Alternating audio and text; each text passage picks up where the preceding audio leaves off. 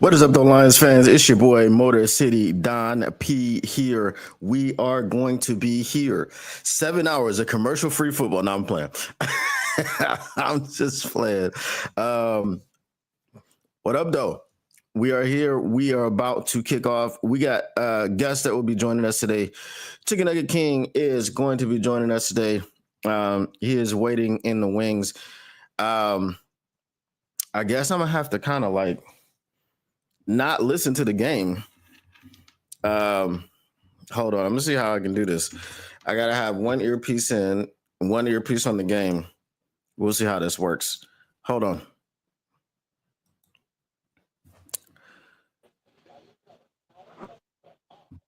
You can hear me now? What up, though? Can you hear me? Yeah, I can hear you. I can hear you. Loud and clear, man. Another All day right. of Lions football, you know? What's up, everybody? What up, though? We got we'll be having some people join us, and we've got some viewers. No one is chatting yet. Make sure you smash that like button. Make sure you subscribe. Make sure you share. Go tell your family that we are here and we are going to be watching like watch party style. Okay, so this is going to be interesting. I got one earpiece in for you and one earpiece in for the game. So I'm going to be like straining. Trying to hear both. Hey, I mean, as long as you can juggle them both, you're good. You know what I'm saying? As long as you can juggle both, you're all right. That's all that matters. I mean, last week, that was a very miserable game, to say the least. But now we got to bounce back. We got to prepare, play hard, and go out there and get it. I'm not expecting perfection. I'm just expecting hard work and a better performance out of, anybody, whether if it's second string or third string. That's what I'm expecting, tonight. And I hope I'm not the only one who, sees it that way. So it's just preseason. And preseason football can happen like that. You're not going to win or lose. You're just looking for guys who can really, make a name for themselves and make it on a roster, especially with this one. So, yeah, Yeah, 100%. 100%. I mean, there was somebody, I won't mention him, but someone was crashing out in my comments on the live stream. I woke up to a comment that it was crazy. It was like, oh, the Chargers cheated. We should have won the game. I'm like, what? I don't think they cheated. They just brought it better than what we did. You can't turn the ball over 5 times and then say someone else cheated. That's crazy. I was just gonna say that. I was gonna say that, man. Like 5 turnovers is unacceptable. That was definitely unacceptable, especially with Kyle Allen performing horrible with 2 interceptions. Then at that, you're going with 9 for 14 completion attempts. I mean, you got to do better than that. I mean, you've seen good out of Isaac Tesla. You've seen good out of Ahmed Hassan. You've seen good out of Dominic Levitt with spectacular catches. You didn't see that with a lot of good names out there that are young and trying to make a roster. Again, I do like Rock Ya-Sin's, approach by being more physical and getting stops when it's at the red zone and making the right correct tackle. And that's what vets are supposed to do. Make the correct tackle and, finish the assignment. Don't look away from the assignment. Finish the assignment and play ball, Right. I don't know what's going on. Can you see the chat? Hold on. I have no idea. I haven't seen the chat yet. That's crazy. I don't know. Because I'm looking. We got 60 people in here.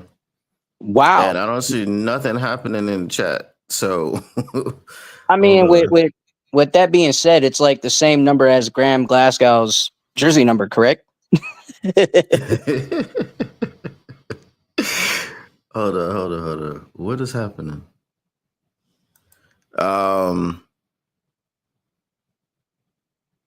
Okay, I was just about to ask if the game started on your end because I'm looking like. All right, let me see here. Conversations. I just got we go. I just saw it. I just saw it now. Mike Walker says, "What up, guys? What up, though, Mike Walker? What's going on?" Yeah, there's gonna be a lot of chat interaction today because that's what we do in watch parties and live streams, and especially because this is the preseason. really what I want to see from this whenever it starts, because they look. Has yours started yet? Oh yeah, it has. I seen comments. No. I'm saying your game. Yeah. Oh yeah. I'm on Fox 2 right now. Are they Yeah. playing or what? No, they're not playing. It's all it is TJ Lang and Jason Benetti talking about Tate Ratledge and, Hendon Hooker and, Tyleek Williams, of course. That's what this is. It's a little bit of pregame, but that's what that was that popped up on my TV. Yeah, I'm just making sure because mine is I'm on Game Pass and they're just showing this loop ads about the schedule. So I'm just trying to make sure it wasn't stuck in a loop or something like that. Nah. What up, though, Belinda Brown? What's going on, Belinda? So this Hendon Hooker thing is very interesting. We got a lot of people. I don't know. He's polarizing for some reason. A lot of people don't understand his role on the team. There are people that, wanted him to supplant Jared Goff. There are people that are threatened and they want him to do poorly. I don't understand it. Look, here's what we know. The backup quarterback position is important.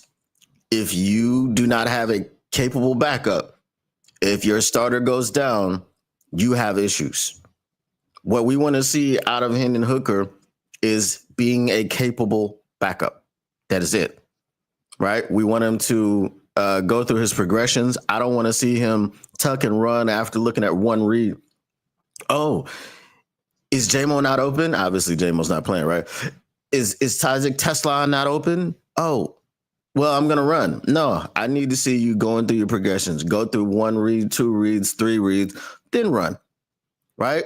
If it's not there, then run. So I want to see him have command of this offense. I want to see him get into the right checks, get us into the right situations, understand what he's looking at when he's reading the defense and so on and so forth. But we are about to get the kickoff going. Of course, we've got the NFL bot here. So let's see. Hey, you bots are out of your mind, man. You guys are crazy tonight. What up, though, Kurt Steele? He says, I will hop on at a halftime, fellas. That's a long time.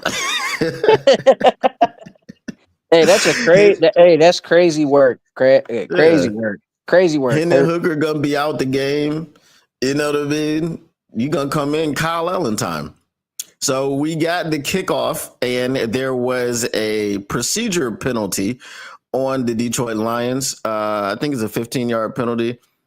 So I know why, because they kicked it into the end zone. Okay, so what is it, coming out to the 40, I believe? Yes, sir. Okay.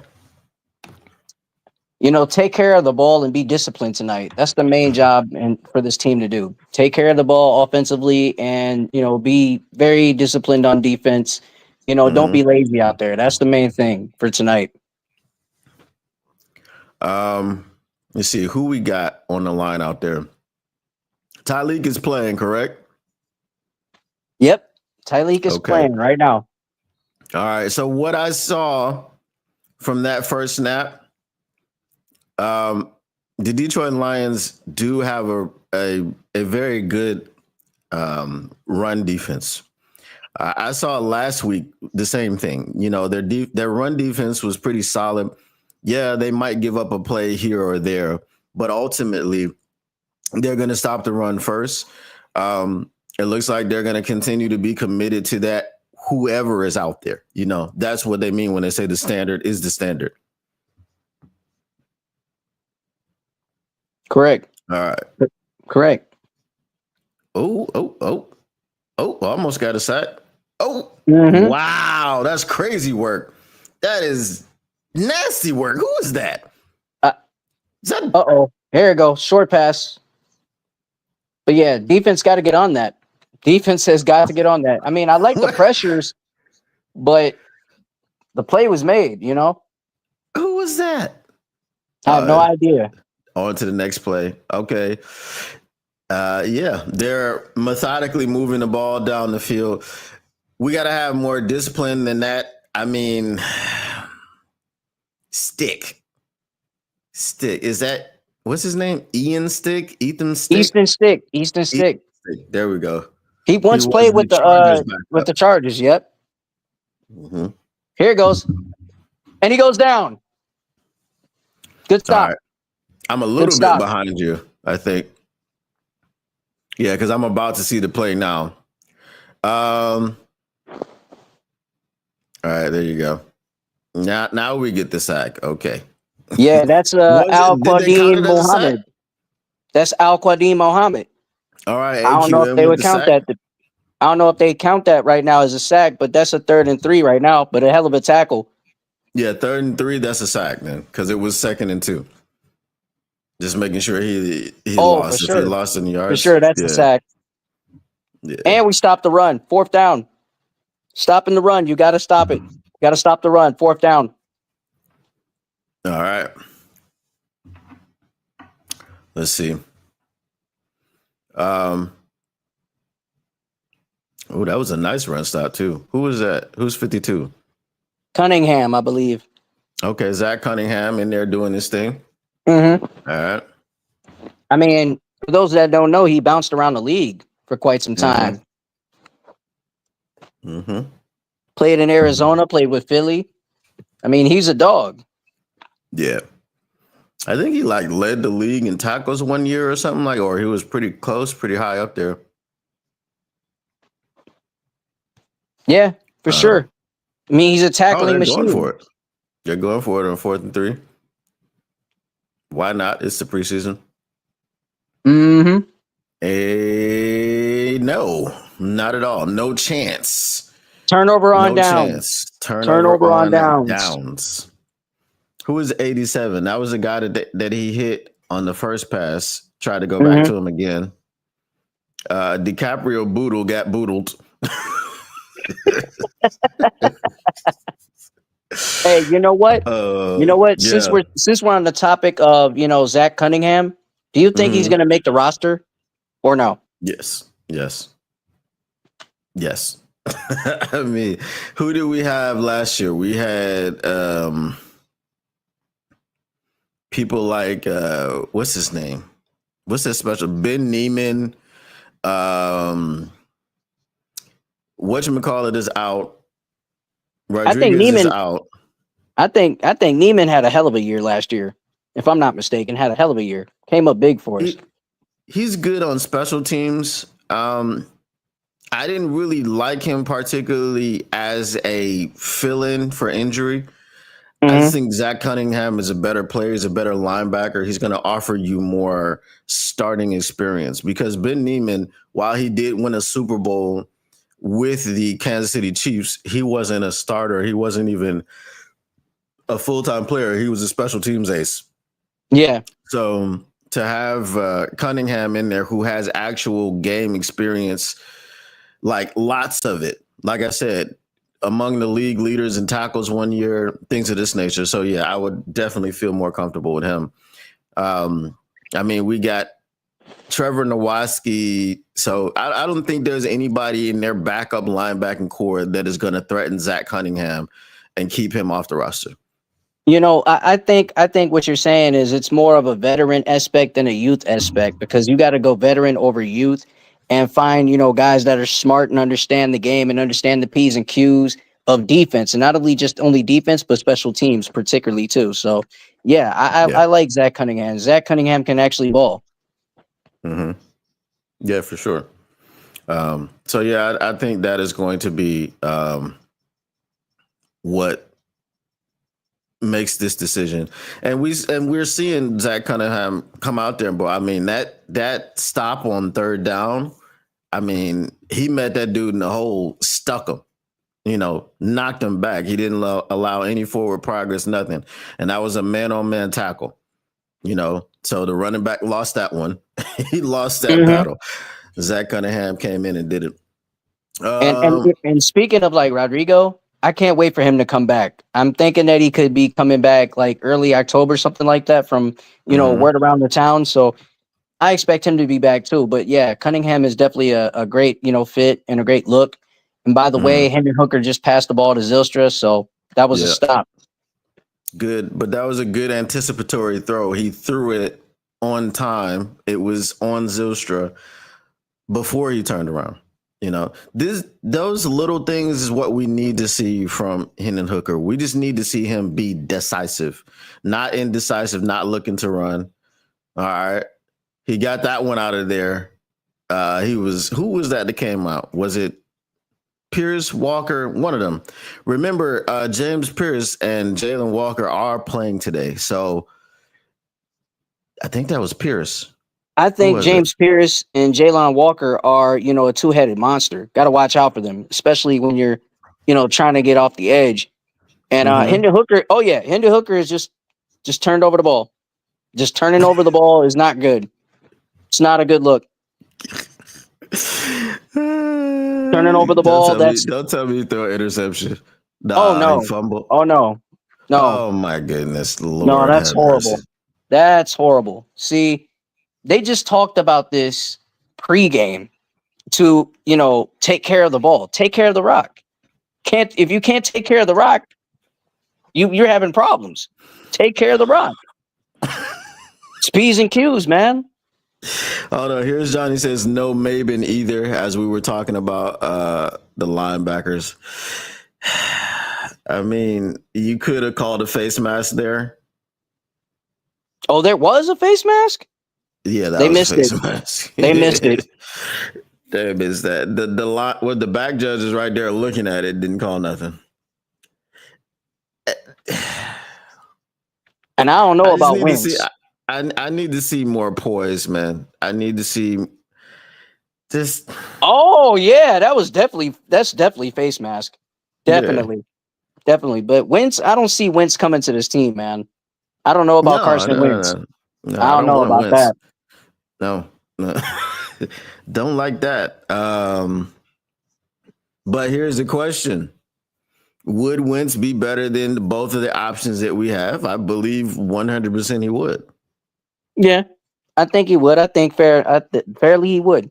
Fairly he definitely would. I don't know. I don't know if Hendon Hooker is pressing. Does he feel pressure or what? I mean, but if you're going to be a runner, you got to understand how to tuck that ball.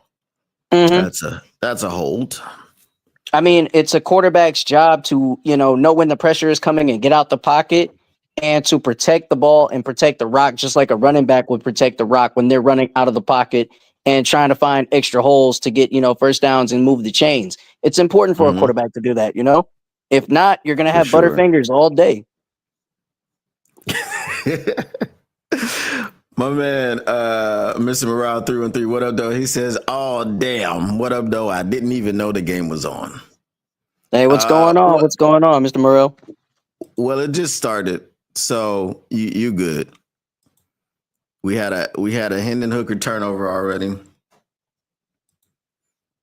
I don't know which channel these bots are on. I don't know if they're on my channel or if they're on LNU.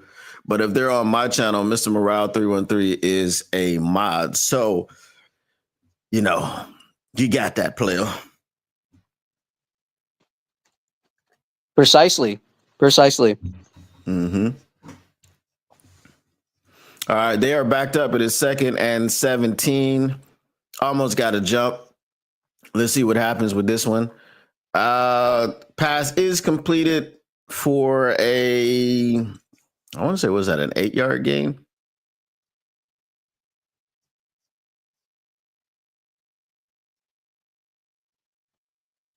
I'm not so sure. I think if it is an 8-yard gain, then it is an 8-yard gain. Right now, there's like a 3rd and 13. Oh no, it was a 4-yard gain. It was a 4. I thought it was minimal, but I thought he at least got more. No, it was a 4-yard game. 3rd and 13. They are lining up from their own. Well, no, from our 45-yard line. They are across the 50. Got to stop. This would be good for the defense to get this stop. There we go. All right. So that was about a 6-yard gain. All right.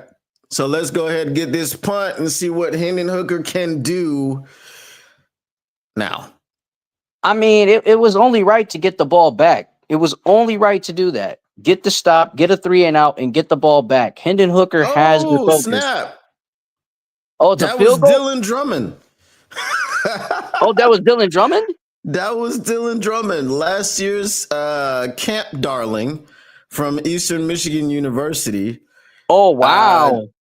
Did not stick with the Detroit Lions, but good for him. He did not give up on his football dreams, and he is here with the Atlanta Falcons, making catches, putting them in position for a 57-yard field goal, which they hit right down the middle with, it looked like, room to spare. Who is this kicker? Krieg? All right. Mm-hmm. I mean, it's a 3-0 game right now, but it's so much time left, so much game left for Hendon Hooker to get his, head back on his shoulders and get ready and play, and just be focused, and get out there and be ready to play. And, the last series he had, it was a fumble. We're not happy with that, right? So next series, step up, be productive, and hold on to the ball and protect the ball. And if the pressure's coming, get the ball out quick, make the right pass. Just make the right pass if the protection's coming to you.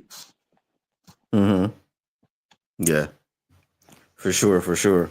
I don't know. He's just gonna have to shake it off, and get back out there, man. He's maybe he needed that. Maybe he needed that fumble to get the. Some people need to get hit.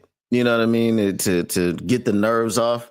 Maybe he needed to turn the ball over. I don't know, but that was ridiculous. Yeah. What did it say? Oh, Mr. Morale through Thief said, "What's up with these fumbles, though, bro? I don't even know." That's what I'm trying to figure out. Maybe he needed that to get it out of his system, and then we'll see what happens. Hey, I have no clue with these turnovers, fumbles, passing the ball. Actually, fumbling is a lot worse than interceptions. And it may be, somebody having a different, aspect of that or a different feeling of what I just said. But I think fumbles are a lot worse than interceptions. Interceptions can happen very often, but fumbling the ball, that's when you can't, that's when you really just can't put your head up and be like, you know what? I'm putting my head down. I ain't got no confidence in myself, Right. Fumbling has everything to do with you and nothing to do with anybody else. Obviously people are swiping at the ball, trying to punch it out, but it's your job to secure it. As a quarterback, sometimes you throw an interception, it's just not your fault. Maybe you threw it and it got tipped at the line. Maybe you hit your receiver in the hands and it bounced off of their hands. Maybe, just like last week, you put it right on your receiver. He catches it and then has the defender rip the ball away from him. Communication. So, it's all about communication. I actually don't even think that should have been a interception. I feel like that should have been a fumble on Lovett's part. So we did get a pretty good return up there to the 38, but there's a flag. So let's see what it was.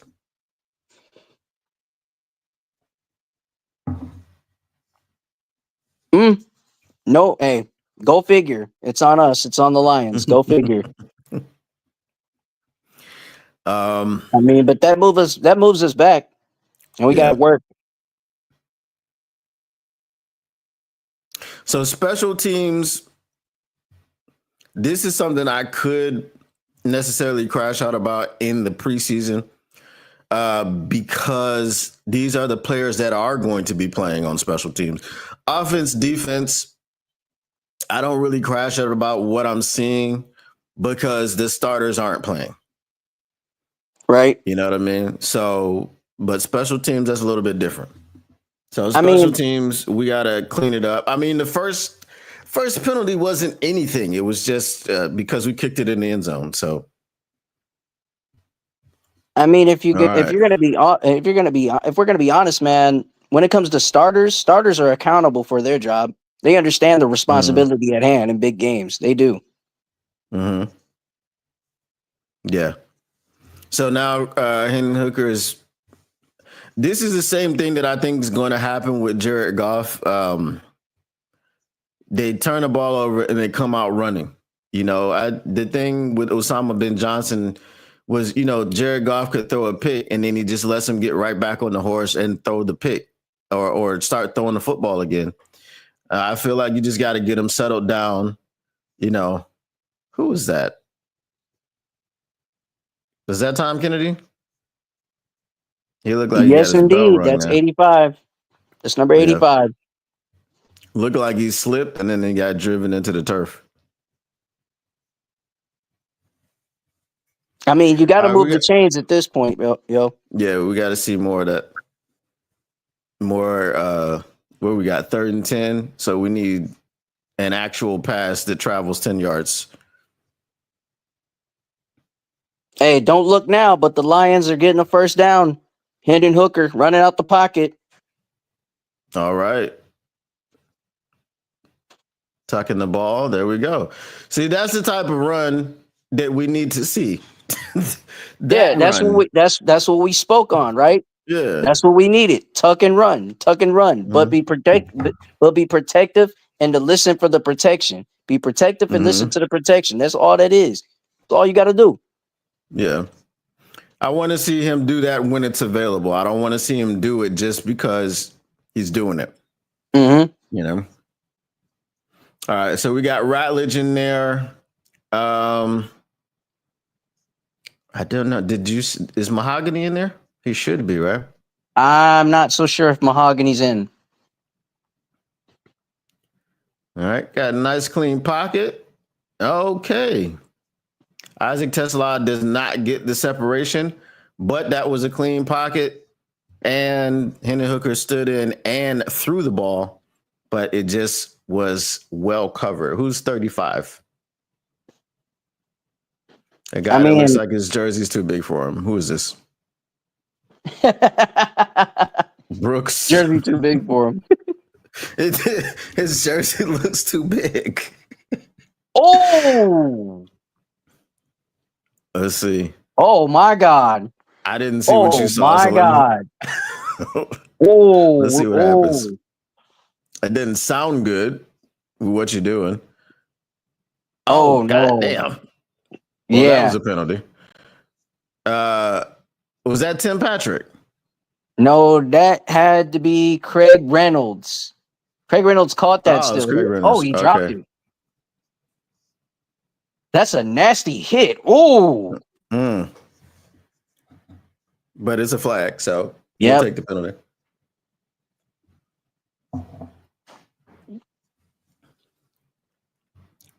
Okay. I mean, hey, thank you for giving us an automatic first down. This dude's a little bit too fired up. I mean, I think it was a clean hit. I think it was just because that's a defenseless player. Because there was no helmet-to-helmet contact. Wait a minute. What? What? But there was 2 flags. There's 2 flags. There was 2 flags, one on us and one on them, basically. The one on us had to come after the play, right? Mm-hmm. Yep. Oh, wow. The penalty's offset. That's crazy. Come on, Craig. Get up, Craig. I feel like a personal foul should not be offset. Like, that doesn't make sense. What was the penalty on us? Was it holding or something? I guess it was. That's what I guess that was. It was holding or, a pass interference, offensive pass interference, something like that to that sort. But then that was a nasty hit, and that definitely deserved a flag. We should have got an automatic first down off that, man. Yeah, that's what I'm saying. Like, if you've got a personal foul penalty, I really don't believe it should offset at all. Salty Pork Chop says hospital ball. That was definitely a hospital ball.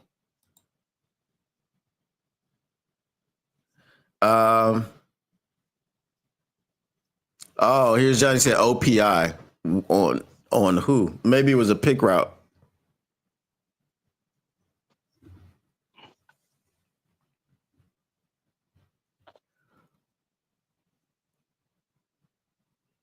There you go, Hendon. Oh my goodness.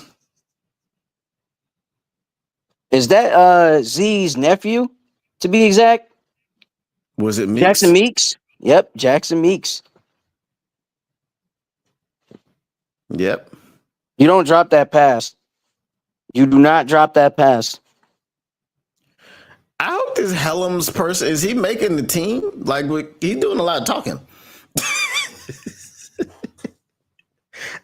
I hope he makes the team because he's going to look real silly.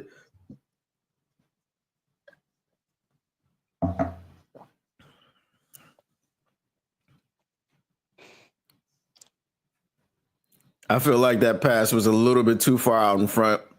I think Hendon needed to put that a little bit on him. Yeah, miscommunication right there. But then Meeks might have saw what just happened to Craig Reynolds, and he might have been a little bit gun shy. Mr.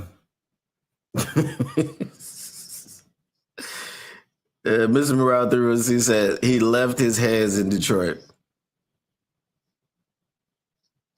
Meeks should have had it. Says here's Johnny. But the problem with these services that you pay for, like, so no, y'all don't pay for Fox and all that other stuff because it's on regular television. These services like Game Pass or it's another one. I won't mention the name of it because no free sponsors. They play the same commercials over and over and over again, like all the time. This other program that I used to watch, that I used to use, not watch, but obviously I did watch on it. But you know what I'm saying? Mm-hmm. I was watching the NFC Championship game, all that stuff, the year that the Lions played the 49ers. They had a partnership with ESPN. In 2 games, they played the same WNBA commercial 57 times. I counted. Hey, that is a counter. That's a good counter. Yes. 57 is ridiculous. I wanted to throw, like, I saw it so much, it made me physically sick. Like, I wanted to throw up. It's like just watching the same image over and over and over again, just burned into your mind. It was terrible. Right. These bots are crazy, bro. Hey, I don't know who bringing the bots around here. I don't know who's bringing them. I'm not a part of that. I don't know what a bot is. They crawl the streams for on Sundays or whenever NFL games are, and they just attack. They probably look up a certain hashtag or something like that, and they just send it out whoever's using this hashtag, or they're looking for anything related to Falcons, Lions, whatever the case may be, or any NFL teams playing. So that's probably what it is. And this Grant Stewart with the stick. I was just gonna say that Grant Stewart just made a hell of a hit, a nice hit, firm tackle. Yeah, he's gonna make the team for sure. Oh, absolutely. We didn't sign that guy for nothing. Yeah, he was all over the field when we played against him last year in Indianapolis.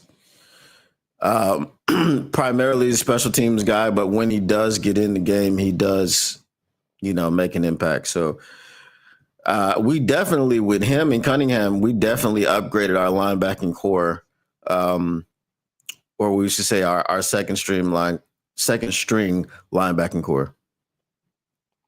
And just like that, he made another big play. And there we go. Made another big coverage. Grant Stewart with the coverage down the field on, I'm guessing that was a running back. Mm-hmm. Yeah, it was a running back. So he had him covered out of the backfield, number 38, whoever that is, was step for step with him, stride for stride. So like to see that.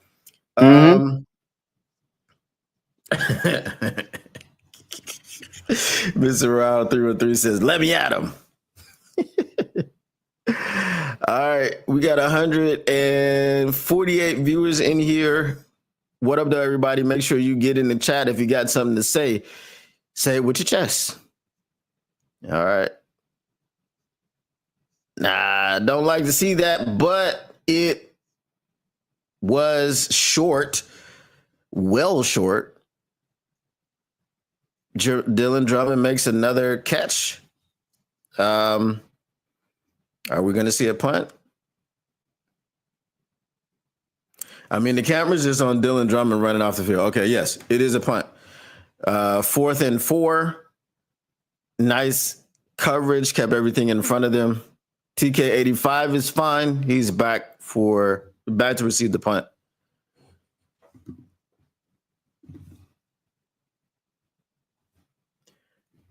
All right. TK85 snags it. He gets about a 5-yard gain on the return. Mike Walker says Lions D going to be nasty this year. You know what, Mike Walker? You know what I hope? Lions D going to be healthy this year. That's all I care about. I mean, we definitely will look good this year, but health is the number one concern. For sure. Mr. Morale 313 says, I forgot Lovett is hurt. Yeah, I think he's down 10 days. Oh my goodness. Every special teams play seems to be a penalty. Now we've got 2 holds on the same play. 2 holds. This is sloppy. Special teams play. You said it for me. You said it for me. I'm keeping mine in. I'm keeping my anger in with that. Mike Walker says, for sure, it can't be as bad as last year. DJ Reed is showing out in camp. Shout out to Hussein Abdullah. I don't know if y'all know who Hussein Abdullah is, but they're showing this same commercial. Every time it goes to commercial, the first commercial is America's Game, New England Patriots 2014. Every single time. And then after that, they show the top 100. They're talking about Kyle Hamilton. Every time there's a commercial, this is what happens. But shout out to Hussein Abdullah. That's my guy. I actually know him personally. So, yes. Shout out. But I don't want to see these commercials anymore. Play something different. Play something else. All right. Special is not special, says Mr. Route 313. Yeah. Ron Winarski is in here. Hey, I tell you what, special teams don't get no special treatment. No. Special teams don't get special treatment at all. They do not at all. Ron Winarski, you know what? The fact that you are a loyal member of my chat shows me that there are no Bears creators like me. You understand what I'm saying? So I appreciate that, man. I appreciate that. Your patronage, is that the right word? Yeah. Your patronage means a lot. So even though you are a Bears fan, shout out to you, man. I mean, off two receptions, 3 targets, and 46 yards. That's pretty impressive from Isaac Tesla, aka Coleslaw, from last week. I didn't make up the nickname. I didn't make up the nickname. I know it came from a tweet from somewhere. I got to come up with a nickname for him. I am the nickname man. I came up with the electrician for Jahmyr Gibbs. That stuck for a while on the heavies until they had to get the Sonic and Knuckles. They had both of them, had to get a name. Shout out to JRod16, one of my chat guys. He was trying so hard to get Blue Lightning to stick from JMO, and I was like, that's not gonna happen. Oh no, he's already JMO. Mm-hmm. So, all right, hit hooker under center, hands the ball off to Craig Reynolds, who gets nothing but swallowed up. I'm guessing Vaki is not available for this game. Hey, I wish Vaki was playing. Yeah. Really wish he was. So they're showing Michael Penix's stats from last year. 58.1 completion percentage is not great. 3 interceptions and 3 touchdowns. Now, I know he did only play in 3 games, but 58% isn't good. It's horrible. Yeah. That's bad. Yeah.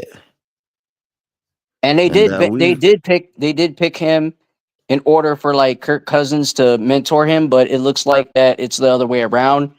Because I mean, What up, Kirk Tactical Cousins is Sport? looking like he's I don't know.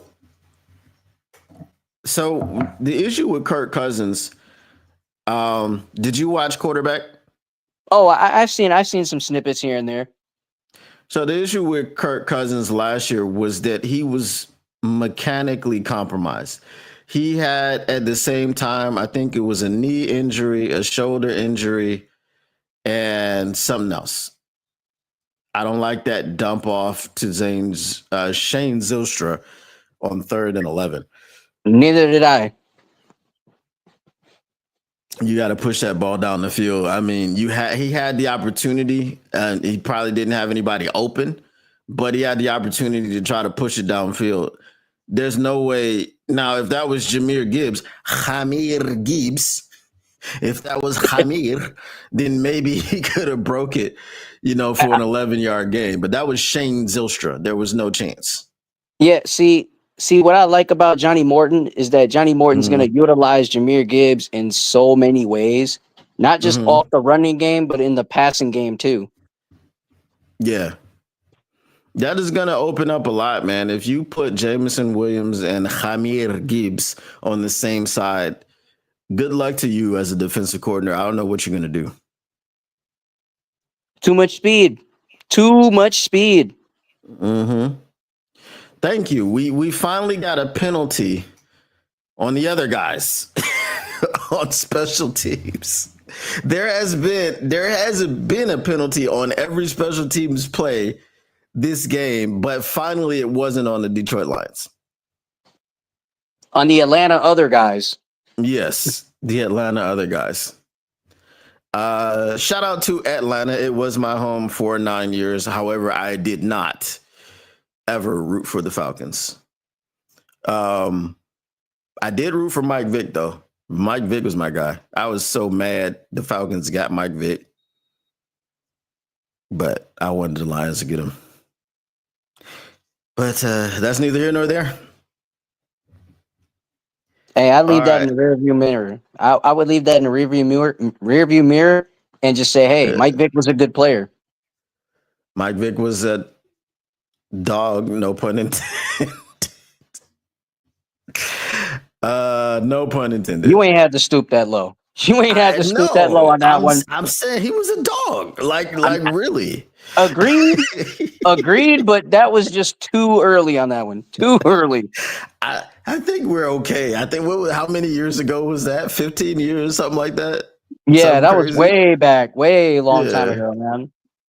Oh, that's Whiteside out there. Nick Whiteside? Okay. Is he at corner? From the Commanders last year who played against us? Oh, did he? Was he on the Commanders? Picked him up. Yeah, he was on the Commanders. The way they were talking about him, I thought he was like a UDFA from Grand Valley State or something like that. He probably was, but I thought it was this year, but I'm guessing it was last year. Zach Robinson. Wasn't Zach Robinson a coach somewhere? And again, that's Whiteside that was just on the ball, making a play on the ball. And when you think about it, him coming to this team that fast, and then the pressure came, and then Whiteside just go over here and bat the ball, that's pretty good. That's impressive. Yeah. I like that. We need more of that. Even though that doesn't happen often, but it needs to happen more often, if you understand what I'm saying, if it makes sense. Yeah. Who's that DJ guy we signed? DJ what? Reed. No. DJ He's Reader? from the Michigan Panthers. DJ Walker? Was it DJ Walker? Yeah, his name was DJ Walker or something like that. Yeah, I want to see what he's going to do. And I mean, that sucks that we have no more Michigan Panthers. Yeah, well, I mean, do we know where they're moving? I have no clue. I hope it's not Oklahoma City. I mean, they just at some point they're gonna have to make the UFL the developmental league. And if they make it the developmental league, then my suggestion was you keep the Michigan Panthers in Michigan, but everybody in the NFC North is going to send their players, their developmental players, to the Michigan Panthers. So Chicago Bears, Green Bay Packers, Minnesota Vikings, they would send them. Why? Because it's regional, right? They don't have to have a team in every city. They could just have regional teams. So wherever you're closest to, that's where you send your players. All right? Agreed. That makes a whole lot of sense. Yeah, and that'll solve there's not enough support, whatever the case may be, because there will be support from 4 teams, 4 fan bases for each team, so there will be like 8 teams, 1 for each division. Yeah, that would make sense. The first quarter is in the books. The Lions trail the Atlanta Falcons 3-0. It has been a very sloppy special teams affair with a penalty on every single one of the special teams plays, whether it's been a kickoff. Well, actually, no. Okay. Because when the Atlanta Falcons kicked their 57-yard field goal, there was no penalty. So that is the only one. And the Detroit Lions have been the culprits in all but one of them. The Falcons just backed themselves up with a penalty on a punt. So yes, I think, what is it? What are the Lions? Is it 3rd down when they come back? I think so. Yeah. I would hope so on that. I would definitely think that would be a 3rd and short, but being down 3-0 in this game, it's still a lot of game left, and it's still so much time that they would want to score, because last game we only scored 7, right? So we need, a 7 on the board. We need 6 on the board, basically. So we just can't be, slacking off and getting goose eggs in each quarter. We need points. You know what I mean? Bad. I feel you. Mr. Morales. Oh, Hooker might be cheeks. Hey, look, I don't know what to tell you. MC, you got something to say on that one? Bro, he might be cheeks. Look, I like Hendon Hooker, but if his focus isn't there and his game isn't sharp, I mean, consider it done. It's a done deal, Yeah. But other than that, Ron Winarski asked, is the game on NFL Network? I don't know. Look, I have no idea if it's on. I have no idea. I have TJ Lang and Jason Benetti right here on Fox 2. That's who's calling the game. And I think Jason Benetti, if we can start talking about Jason Benetti, dude's a hell of a commentator. Dude's good. He works his butt Tigers off. games? Yeah, he does Tigers game too.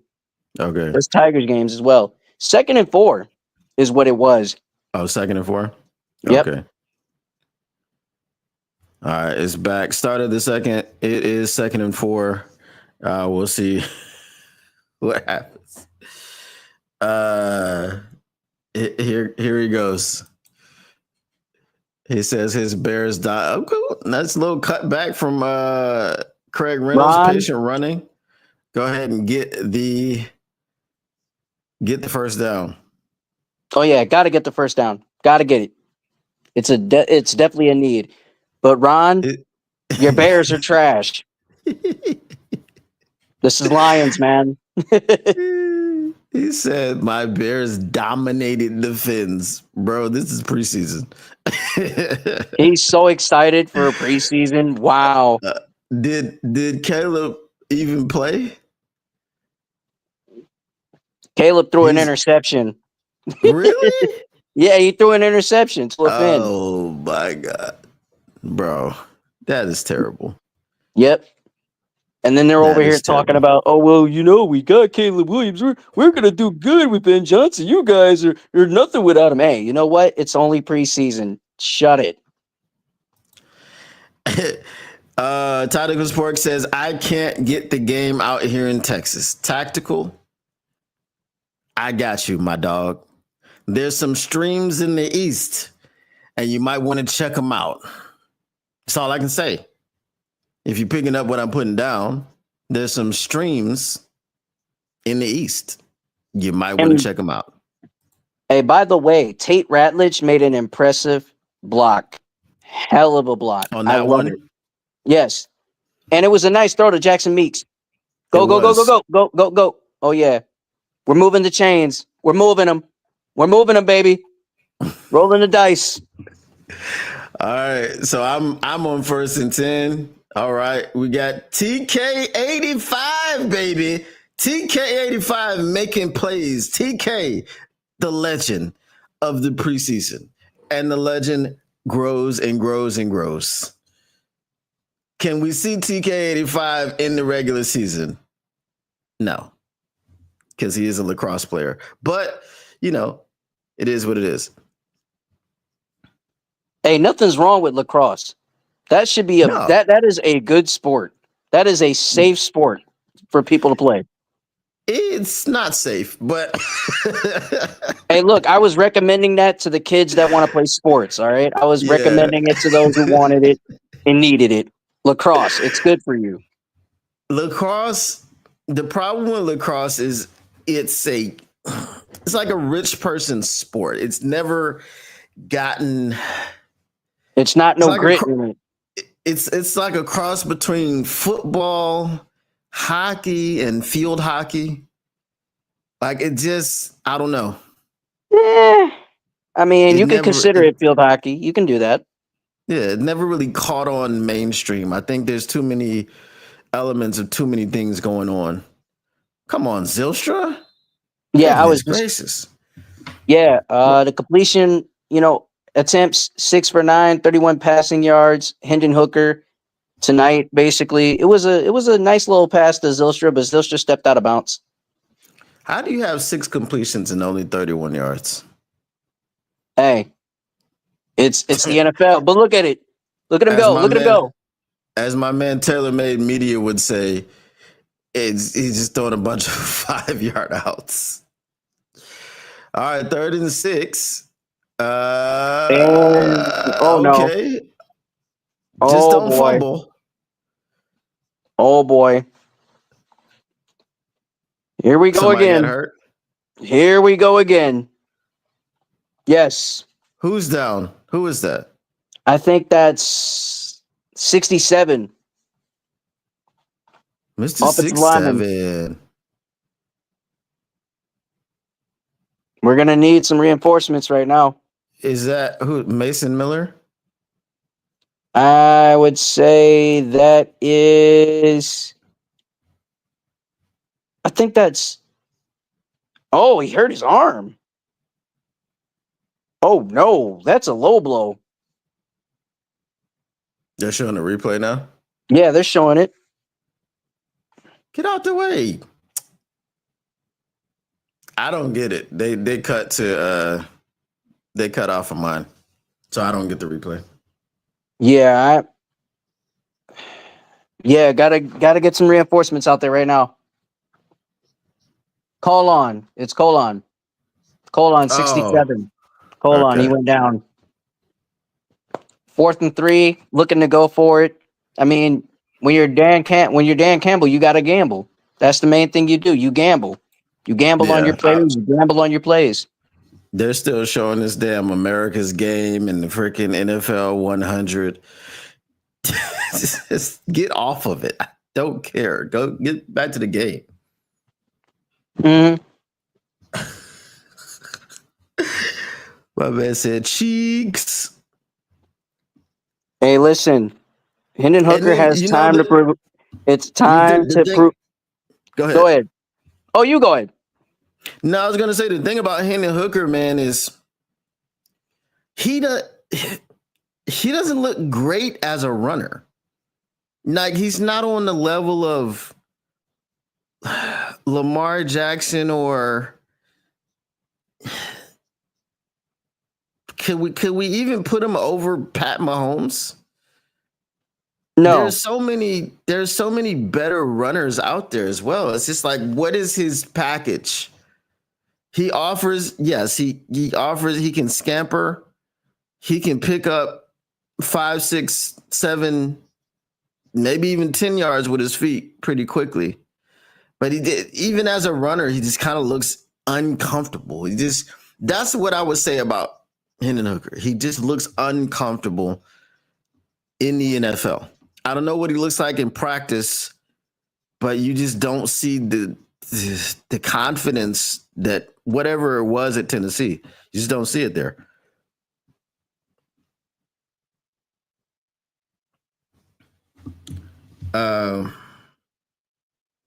Okay. Mr. Morale says he runs like Geno Smith. I think Geno Smith is a little bit more decisive, though. I agree. Isaac Tesla with the first down. All right. So good. They trusted him to throw on 4th and 3, and he got the completion.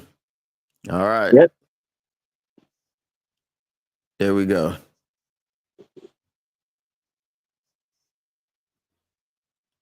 Do you read anything into Isaac Tesla selecting number 18 like other people have? No, not really. But I think that him being number 18 is a lot better than him being 0. Tell you that. Were they saying that he selected it because it's reverse Calvin Johnson? I'm like, let this man play a single NFL snap before y'all start doing that stuff. Yeah, you can't out the gate, compare him to Calvin right now. You can't really put that. That's some big shoes to fill. Isaac Tesla has, a drive. He's a great player. He's, a player that can make spectacular plays. He didn't make a spectacular play on a 4th and 3 and made sure that we got a first down. But right now, when you're sitting on a 2nd and 8, you got to make sure that you're going in and getting it going. So you're close to the red zone. Yeah. I mean, that's what we do in this town. People are they always try to compare like current players, young players to great. I knew he was taking that sack. Come on, dog. And then you fumble.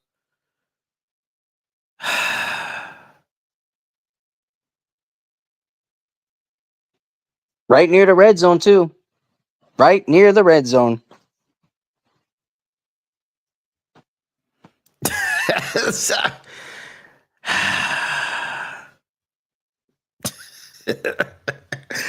I mean, how many chances do you need, bro? Like how I want to see the Hooker do well because I want a capable backup quarterback, but you can't hold on to the football. Well, it's time to go back to the drawing board and have some practice on that. No, it's time to go back to the drawing board and draw up a contract for somebody else. So, I mean, like I said, at this point, I'm calling Carson Wentz. At this point, I'm calling Carson Wentz. Well, if you're gonna call Carson Wentz, make sure you got his agent on the line. But I'm calling his agent. I'm calling his mom. I'm calling his dad. I'm calling everybody out here because something needs to happen. Because we already know Kyle Allen ain't it. Yeah, I don't think he's future. I don't think he's it. Look, I don't like Kyle Allen's play. I don't. He looks more like a Nate Sutfield out there on the field. All right, I'm done with that. Terrible. I'm leaving him behind. Don't even mention the name Kyle Allen. I might throw up. Yeah. Well, try not to throw up because the whole second half you're gonna see that guy. Oh yeah, yeah. That's when I'm gonna pretend he's not on the field for us. Bro, if he comes in the second half and just throws a pick, I'll be like, you know what? This is ridiculous. That right there is where you throw in the towel on Kyle Allen and just give up and look for a QB too. right away. Mr. Morale 313 says booty butt, cheeks, rump. That definitely does. Yeah, it puts in perspective the play of our backup quarterbacks right now. It's terrible. Yeah, and I like that reference. That reference is from Boondocks, if I'm not mistaken. It is. Tactical Work says sounds like Hooker is cheeks. Yes. So I'm gonna give you a Google search. Tactical Sport. That's all I can put in there. I can't really. You have to figure out the rest, but you got it though. No more not seeing Lions games for you. Hey, Nowoski had a help tackle with Ahmed Hassan, so they helped out assisting tackle, and they definitely did well on this one. Second 11 coming up. Yeah, I saw that tackle. This dude. I mean, they're showing the fumble from the first.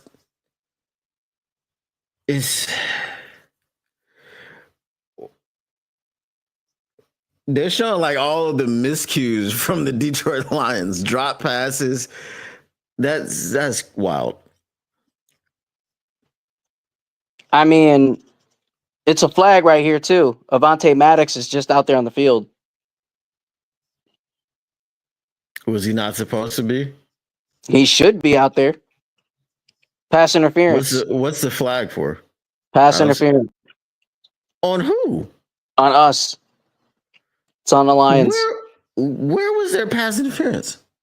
Are you talking about? You weren't talking about this. No, it's just it just recently happened. It recently just happened. Yeah, I'm looking. No, that wasn't pass interference. That was Broderick Martin. He did something. He had a personal foul. Because I just seen the ref say pass interference. Oh my god. Yep. I know. It's hilarious. What? That was a 15-yard penalty. Come on, bro. I mean, that flies in the face of the rule. I understand you can't make contact, but it was his hand. It just dropped down somewhere. Yeah. That's freaking ridiculous, bro. Yeah, it's out of control on that one. And Lions Syndicate, if you're watching, you're going to talk about Broderick Martin. Yes. Yes. Shout out to Derek.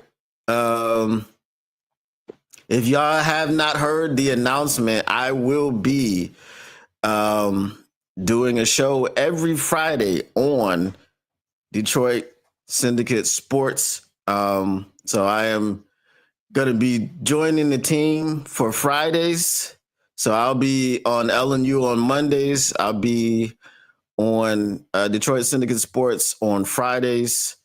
And everywhere in between, I will be on Motor City Cats. I don't know. I may be doing the games for LNU as well.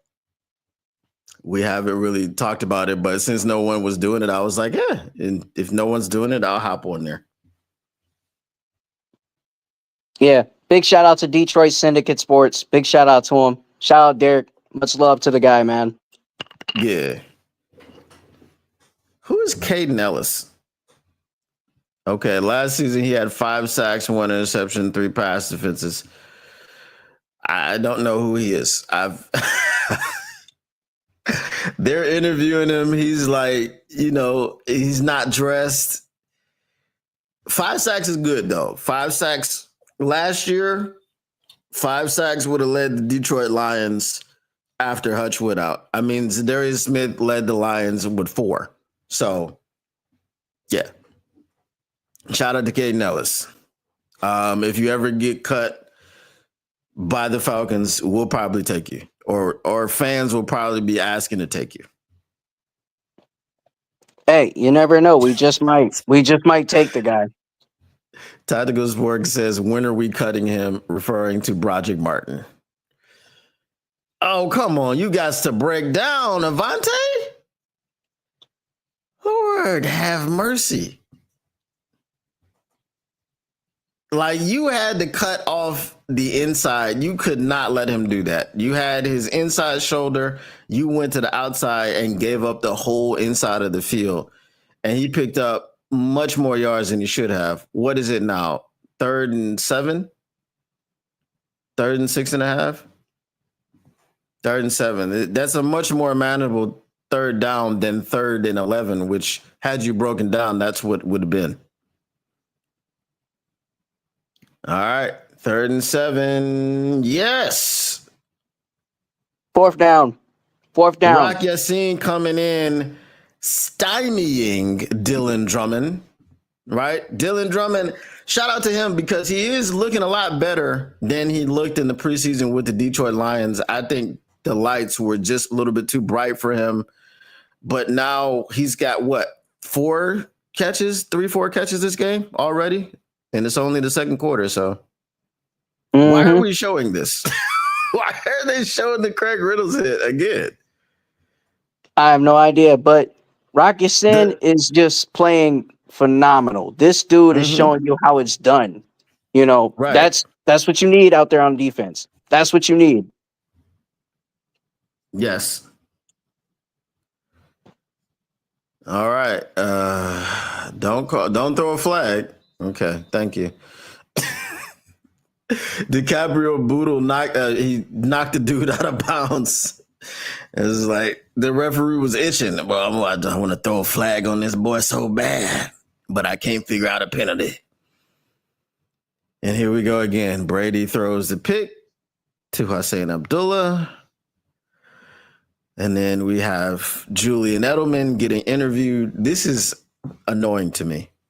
All right, what y'all got going on in the chat? He said he's balling right now. We're talking about Broderick Martin. He said he broke down all right. Yeah, he broke down the wrong way. I don't think Broderick Martin is balling, man. I don't think he's balling.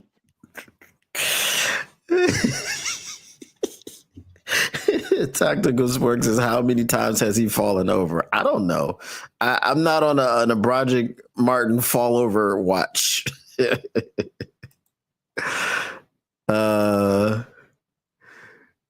Morale 313 says none, honestly. All right. That I've seen. Yeah, I don't think Tactical is on that watch. He's trying to figure out how many times Broderick Martin messes up. But here's the thing, Tactical. If Broderick Martin makes the team, I would not be surprised. Yeah, I wouldn't be surprised either. Because we need depth. We definitely do. Last week against the Chargers, Broderick Martin played a total of 12 snaps. Now, the question is, why is he playing 12 snaps? Right? Limiting a person's snacks. Limiting a person's snaps generally is reserved for people who are going to be on the team, right? People that are on the roster bubble and things like that, you give them as many snaps as you like so that you can see something out of them. You can give them the opportunity to try to make the team. So I don't know. I feel like 12 snaps means he makes the team. Oh, my goodness. And here's the guy I don't want to see on the field. Here he is. What? Last week, they gave this man the entire first half and didn't pull him after his second interception. They pull Hendon Hooker after his second fumble? Wow. Yeah. If it wasn't Dan Campbell, we'd be talking about racism. These chicks are stop it, please. Hey, yo, get the camera off of them. I I know what y'all was trying to do, but that was not it. Mm-mm. Not it at No, all. sir. Not it. No, sir. I was actually pretty annoyed by who they had on the screen. I'm not even gonna lie to you. All right. And by the way, folks, make sure you guys go out there and subscribe to Lions Nation Unite and go get our gear right now at lionsnationunite.com. You won't be disappointed. All Lions gear, sweaters, t-shirts, hats, whatever you name it. MC's really, really mad at Kyle Allen right now. I could throw that as a side joke. Just make sure you go get our gear right here, right now, and support us. And we got a lot in store for you. Yeah, shout out to that everything. Look, the whatchamacallit that I put in there, there's multiple ones. You just have to find the right one. That's all I can say. And that right there is like the only pass I'll ever like from Kyle Allen. Ever. Jackson Meeks made a spectacular pass. I mean, spectacular catch. The referee almost broke up the pass, but cool. Hey, the referee was definitely playing DB at that point. Yeah. I've never seen that before. The ref was like, "Oh, I'm in the way. Yeah, move."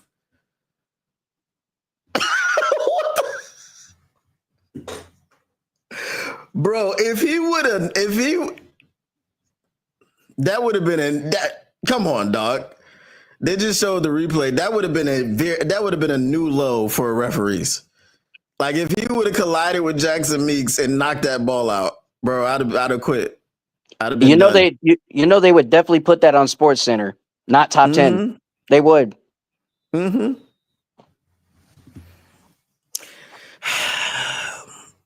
Folks, those last two plays by Kyle Allen look better than the entire first half from Hendon Hooker. I don't know how many more chances Hendon Hooker got, bro, but I did not expect that on my bingo card for you to give Kyle Allen that much like credit. I didn't expect that. But hey, here we are. Hendon Hooker has looked that bad. So that's the problem. I don't have anything good to say. I mean, Kyle Allen came in and with one pass dwarfed Hendon Hooker's entire passing yardage stats for the first half. Hendon Hooker was sitting somewhere around 35 yards or something like that? Yeah. On 10, 11 attempts. Kyle Allen had 60 yards. Is that counts? Touchdown, Isaac Tesla. And then Kyle Allen throws a touchdown. Oh, you can't make this up. Touchdown, Isaac Tesla. That was actually a pretty good throw. Nice hands catch by Isaac Tesla. Okay, we got the dance coming out. Brother, I think Hendon Hooker just cut himself. Hendon's done. You can't have that happen. You've been struggling the whole half. Then the guy comes in one drive and throws a deep shot and then throws a touchdown. Kyle Allen had 4 plays on that drive?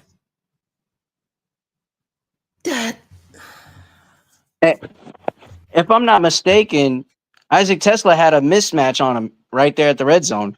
Mm-hmm. That's why he had that catch. That's where you're going to see, I said this a couple of days ago, that's where you're going to see Isaac Tesla make his impact for the Lions this season. This specifically his rookie season. If he gets in there, which he probably will, it'll probably be most likely in the red zone. From the 20 and in is where you want to see Isaac Tesla. Oh my goodness, this Hendon Hooker, they just.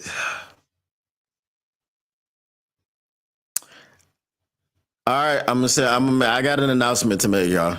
Y'all ready? Go ahead, shoot it. I'm officially out on Hendon Hooker. I'm done. Dun dun I'm done. dun.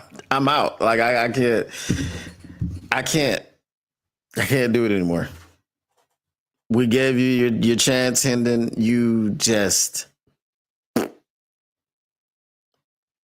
like the pocket awareness. The last fumble showed you a lack of pocket presence, lack of pocket awareness. You saw like he reserved himself to say, "All right, I'm about to take a sack here." Like you saw it happen in his mind. Like you could see through his mind at the time. And you saw it happening in real time. So he accepts that he's going to take the sack, and then he doesn't protect the football. Like if you accept that you're going to take this sack, you're not going to attempt to run, you're not going to attempt to throw, you're not going to attempt to do anything. You're just going to eat the sack. The first thing you do when you make that decision is tuck the ball. And then he gets strip sacked. On there, what were they on the 20-yard line, the 15, where they were either in the end zone or right outside of the red zone? It took 5 plays, 80 yards, and 3 minutes time for Isaac Tesla getting an 11-yard touchdown. 5 plays. Kyle Allen comes in 5 plays and looks better than you did in 20. Maybe 25. I don't know, bro. I'm out. Bare minimum. I'm done. Ryan Winarski says, what is the score? The score is 7-3. Jake Fromm is still available. Mega Hustle 313 says Meeks saved Pile Allen. He calls him Pile Allen. Pile of garbage. So I'm curious why Hooker didn't get any deep shots down the field. He had the opportunity to take one earlier in the game. He just didn't take it.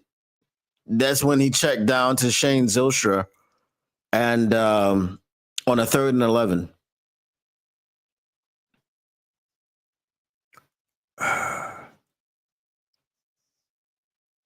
Yeah, I'm just, yeah. Mr. Detroit says, I wouldn't even trust Hooker to bag my groceries, probably drop the damn eggs.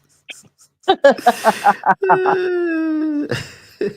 that's a funny one right there. Oh, here we go. Hendon Street Hooker was atrocious. Agreed. Hendon just lost that job for show. Yes. He did. He finna cry in the car. Is Tyleek playing? I don't believe he's playing anymore. I know he got the first series. Is he still playing? I don't know. No idea if he is still playing, but he did, like you said, he was out there for a series for quite some time, and he probably sat out. He's probably out because Tate wasn't in on that touchdown. So yeah, he's probably out as well. Ron Winarski says Lions need a new backup QB. Yes, I hear Caleb Williams is available. Oh, we'll definitely take that. I don't know if I want Caleb Williams in my locker room at all. I don't know, Chicken Nugget King, if you saw that video. Yeah, I think I shared it, didn't I? Look, I seen it. I'm just joking. Ain't no way he's going to be on our team. Ain't no way. That was, I don't know what that was. I don't know what he was doing. All I know is it was super weird. I think that he's definitely auditioning for Zoolander. That's what I think he's doing. What would it be? Zoolander? Was there a Zoolander 2? Yeah, there was not too long All ago. right, so it would be a Zoolander 3 then. I guess they were like, well, we just did Happy Gilmore 2. We might as well throw a Zoolander 3 out there. Let's see. Pile Island outplayed Hendon Street.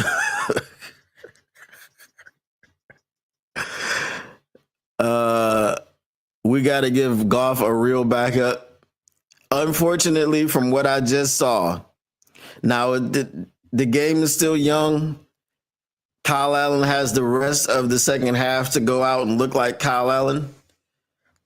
But from what if I was Kyle Allen, I'd be like, I would fake a hamstring injury. All right. I'd be like, something not feeling right. I just crapped on myself. I can't play the rest of the game. Let Hendon Hooker go back out. You know, and then the last thing they saw from Kyle Allen was a 5-play, 80-yard touchdown drive.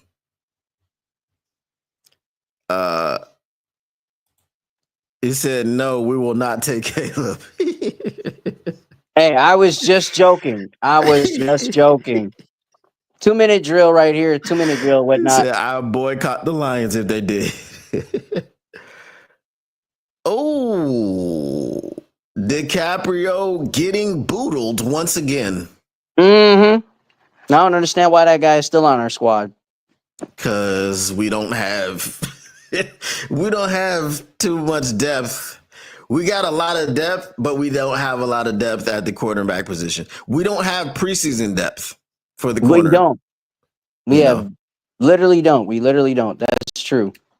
And with Ennis Rakestraw being Ennis Rakestraw, I don't know. But y'all got to chill. Y'all Lions fans been DMing him talking about he's about to get cut.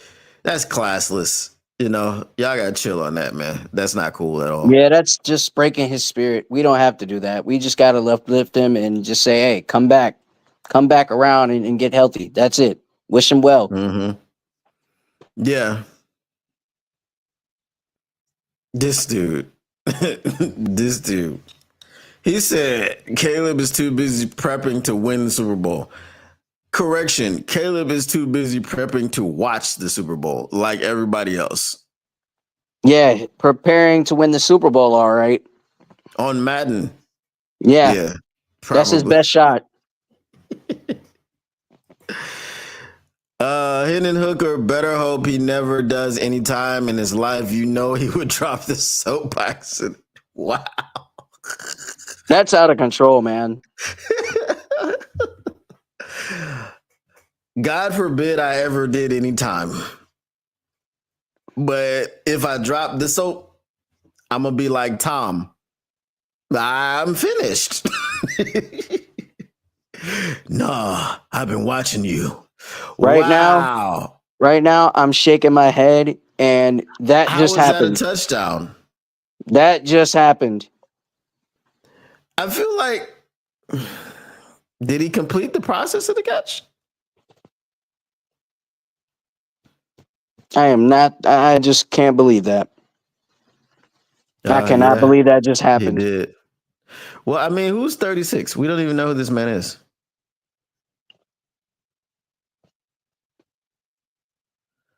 He's like, what? I was just holding on to his jersey. I don't know who that is. I don't even know who that is. Who's 36? Who he play for? I have no idea who that is either, but all I got to say is that's embarrassing. That's embarrassing.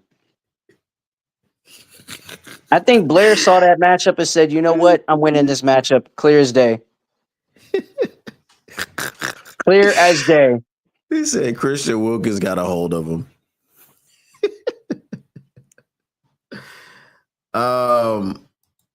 Yeah, I don't even know who that was. Somebody said we need Uncle Rico last week. He might still be an option. I mean, at this point, yeah, I think that's definitely the route that we're probably going to have to go. Call up Uncle Rico. Yeah. Is he? See, he said Ahmed is nice. I'm not really seeing him. I've seen him all over the field. He's making plays. Is he? Like You yes, know he's what? making. I don't pay attention to the line. Like when I'm watching, my eyes don't go to the line unless it's like a pass rush situation. Like unless they're getting pressure or it's a run stuff. I don't know. I You have to know, look for him. he's been making assist tackles, solo Mm-hmm. tackles.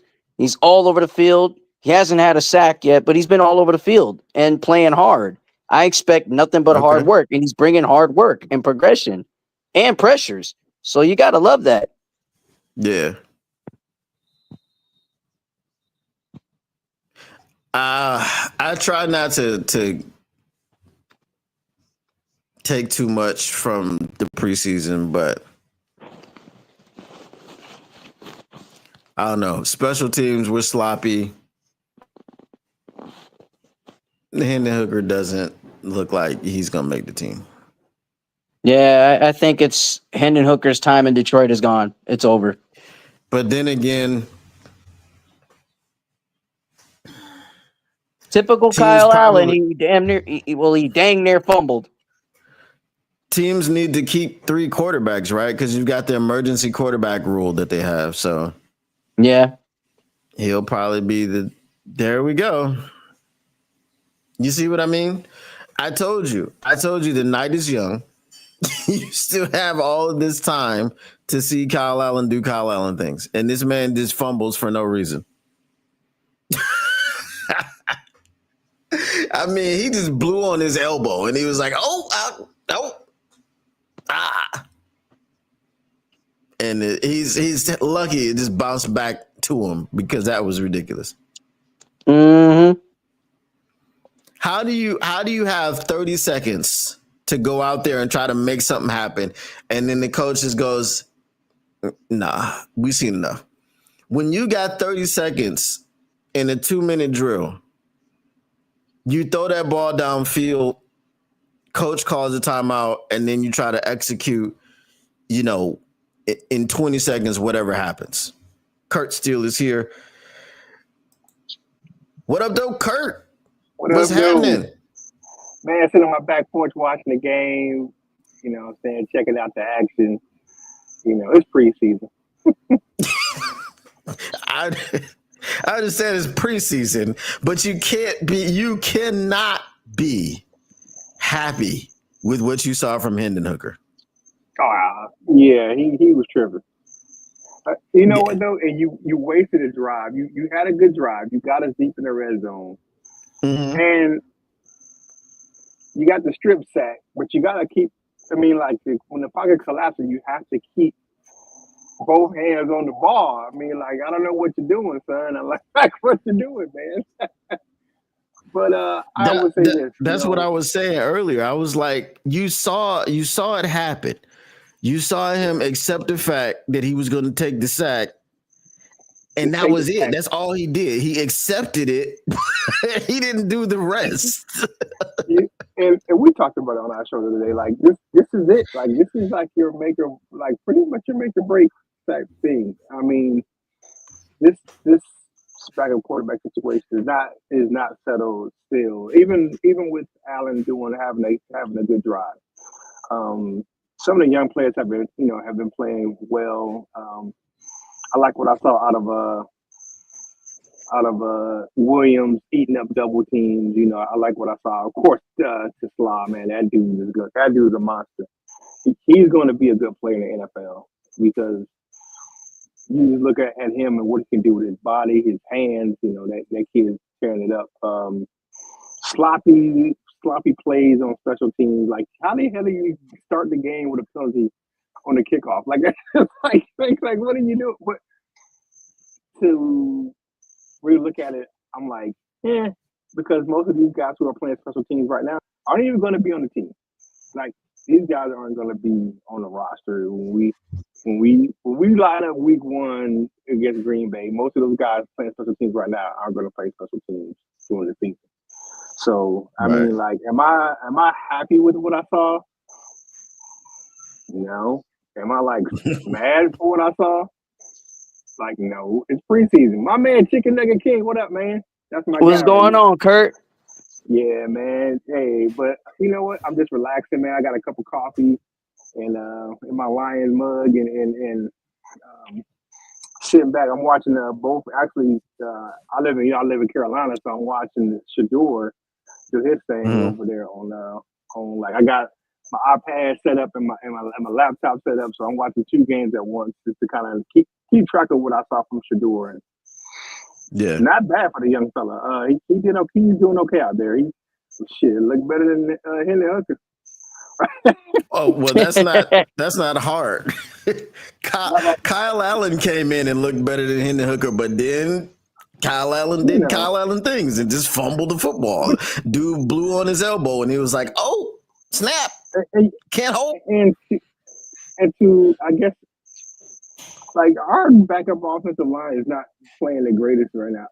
I did see some positive things as they settle down, but that group is pretty much out of the game now. You got the next group in, and I'm like, what the hell are these guys doing? Like, but I mean, like, it's preseason, so it's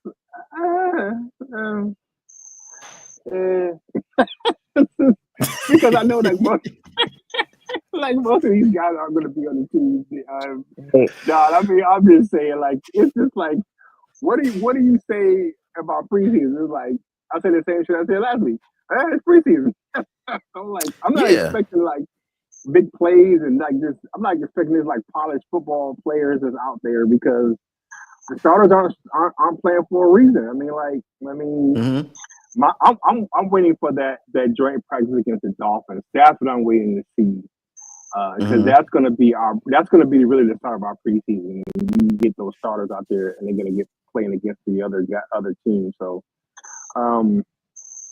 like you really can't talk trash about preseason, like because we as a Lions fan remember that I know you guys remember that we went 4-0. We was the preseason champ and lost every freaking game rest of the season. So that's why I don't get really turned on about preseason, but and that's the same. I'm the exact same way. But the investment that I have today in this preseason is seeing if we have a backup quarterback on our team. And I don't think we have one. That's it. Like I really there's no stock in anything else. True. You know what I mean? Yeah. I mean, like I like seeing Rutledge out there. He settled down. He started making some good plays in the run game. He got some good runs, especially by our Reynolds and Small. They have some good runs, and they kind of settled down in pass protection as well. But like, am I watching this with a vested interest in like winning the game? Man, hell no. Like I want to see like Martin, like Broderick Martin. Like, okay, you had a couple good plays. What did you do? You roughed the quarterback, hit him in the head. Come on, man. You got to play more disciplined ball than that. But, like, this is a big game for him as well. I feel you, but I didn't like that penalty, man. That was one of those. They got to call it, but. They got to. Just like the hit on. Now, I'm going to tell you 100% because I used to play this back a little bit. That hit on Reynolds was clean. It was clean. It was clean. He just wasn't expecting. He got his ass rocked. That's why, I play Hendon Hooker because he hung his ass on the dry. He floated that ball. He that ball. If he puts it on him, that's a good game. But you didn't give him a chance to react. Hey, that was a hospital ball. That was a hospital ball, and we seen that too many times from any quarterback that throws that. Yeah, I agree with you. Now, Kurt. That ain't weed, is it? Oh no, man. That's a Arturo Fuente, man. I smoke cigars, man. I'm a federal employee, man. I can't do that stuff, man. You couldn't. So I'm gonna let you in on something. There was a place that I was at before I went back out on my own. Shouldn't have gone to that place, but we make mistakes. And this person told me that I had to vet through him whoever I was going to bring on the show because he didn't know who I knew, and he didn't want people on stream drinking 40s and smoking weed. Yeah, I agree with that 100%. Because you got to protect the brand, and I get that. You know what I'm saying? Listen, that is wild for you to say to me due to the pigmentation that you have. And you would just assume that I would have people smoking weed and drinking 40s. Yeah. If I was the same pigmentation as my palm, you wouldn't have said that. Yeah, you just but I'm a grown ass man. Like I'm mid 50s, man. I wouldn't do that to Herm and those kids. I know. Yeah, so that's for me. That's just a joke that I do now, because it was so ridiculous. Like sometimes I have like my stomach will be messed up, so I'll be drinking a kombucha, and it'll be a big one, and I'll be like, "Nah, this ain't a 40 ounce, y'all." I ain't messing with you, because I live in Carolina, so it's not even legal down here, man. I wouldn't put that out there in the atmosphere, but that is, it's just one of those things that I'm looking forward to actually football actually starting. I ain't gonna lie to you, man. I've been watching CFL. I mean, just because I want to get my football fix. And that game is actually, they play a different brand of football, and the rules are kind of weird. It's like arena on grass because they can run toward the line of scrimmage. You know what I'm saying? Pre-snap, but they get three downs to make a first down, so it's like 2 and out. So it's a really fast-paced game. But if you really want to get your football fix on in the summertime, that's something to watch. But watching these guys, man, like, because I don't live in Michigan, I can't get the camp or anything like that. Like, this is my like really taste of like.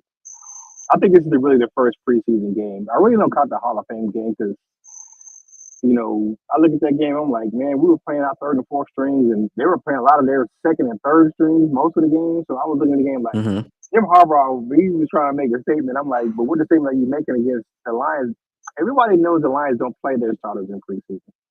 So, I mean, we pretty much, if you follow their team since Dan Campbell has been there, they've never played their starters. They never played any. You got some guys that have played some significant snaps that are role players. Like, I like what I've seen from Grant Stewart. That kid, that guy, I like the way he plays. I like Rocky Shin, like saying, like, that gives me some good depth. I'm happy with those guys. I know if our starters get hurt, they can come in and make plays. But I'm looking at this. I'm not looking for us to go out there and score 50 points in a preseason game. It's not realistic. Like, it's just not. But I look for guys that's going to make plays. Who's going to get burnt? The guy I saw the most, and I keep seeing his number pop up even in camp. That damn DiCaprio Voodoo is as booty as his name. Hey, what they say, MC? Booty butt cheeks. Because I'm thinking, this guy's like a veteran. He's like a 5-year veteran in the league. I'm like, why is this dude like, this dude is not, he can't, if he makes the roster, it's got to be just because fruition, because we got enough guys to play without him. Like, I don't know. Like, I like what I'm seeing from Whiteside. I'm liking what I'm seeing from the young fella, the safety, Kenley or I can't remember. Ian Kenley. I like what I'm seeing from that young fella. But like veterans, that's kind of like you tripping. I like what I thought of Zach Cunningham tonight too. Man, yeah. And I credit, and I read it on. I was reading on X that when you get Williams that are, what do you call that? He's tying up blocks, double teams, man. I like what I'm seeing from him, man. Like, I'm happy with the future of the Lions. We have a good team. I'm interested to see what Williams does next to Hutch, in the regular season. Because they say when you line them up together, next to each other, they cause havoc. But to look at this game and say, like, I'm happy No. Am I mad? Absolutely not, because I don't have a reason to be. Like, Yeah. These guys are going to play them with. You're either going to play yourself on the roster or you're going to play yourself off. And right now, Yeah. he's played himself off the roster right now. He's going to be thrown on the depth chart when we in the upcoming week. It is what it is, man. You can't come out and I think Hendon's going to be the emergency quarterback if he makes his team, which sucks, man. Because I don't have confidence in Kyle Allen. Yeah, I don't have no confidence in that guy either. Sorry. Yeah, I mean, you know what? He can throw the ball. If he gets his decision making better, yeah, he can spin it. But it's all what happens between the lines, like and between his ears. That's gonna make or break his if he makes the roster or not. Right now, I say he has a leg up in this game, but there's always the next game or the next half. Let's get ready to start here in a minute, but in a couple of seconds. But but shout out to Herm and Christian and you guys, man. Always fun to hang out with LAU, man, and do some content with you guys, man. For sure. Me and my guys over at Boss Up Ball, I will be in the morning for our post game show. But I wanted to hop on a halftime, man, and to join the conversation. And you guys, man, you always make it fun, man. Chicken Nugget King, man, you're my dude, man. You have so much energy, man. You do your thing, and I gotta get you on the platform, Don, man. I don't know what time zone you live in, but we extra early. Oh yeah, my time zone is right now is 10:41 a.m. So you're I'm 8:41. I'm 8:41 over here. So I'm on Sunday. I'm on Saturday. Sorry. Yeah, you live in life over there somewhere where it's cheap to live. Yeah, I'm in Australia. I'm in the future. Y'all in the past. Yeah. Hey, leave us alone, Don, man. Leave us alone, man. Chill, man. I gotta have. I'm so far in the future. I'm so far in the future that it's winter. Oh yeah. See, they all right now. Alan, say what? Yeah. You wanted, but you know what? It might be able to be really good to have you because what time we record, it'd be like midday where you're at because it's like 5 o'clock in the morning when we do our recording for our show. So it's you're 5 a.m. Yep. So that for me would be about 7 p.m. Wait, hold on. Yeah. Because at 8 a.m. Is 10 p.m. for me. So yeah. Okay. Yeah. Okay. We have to find a day when I think 7 p.m.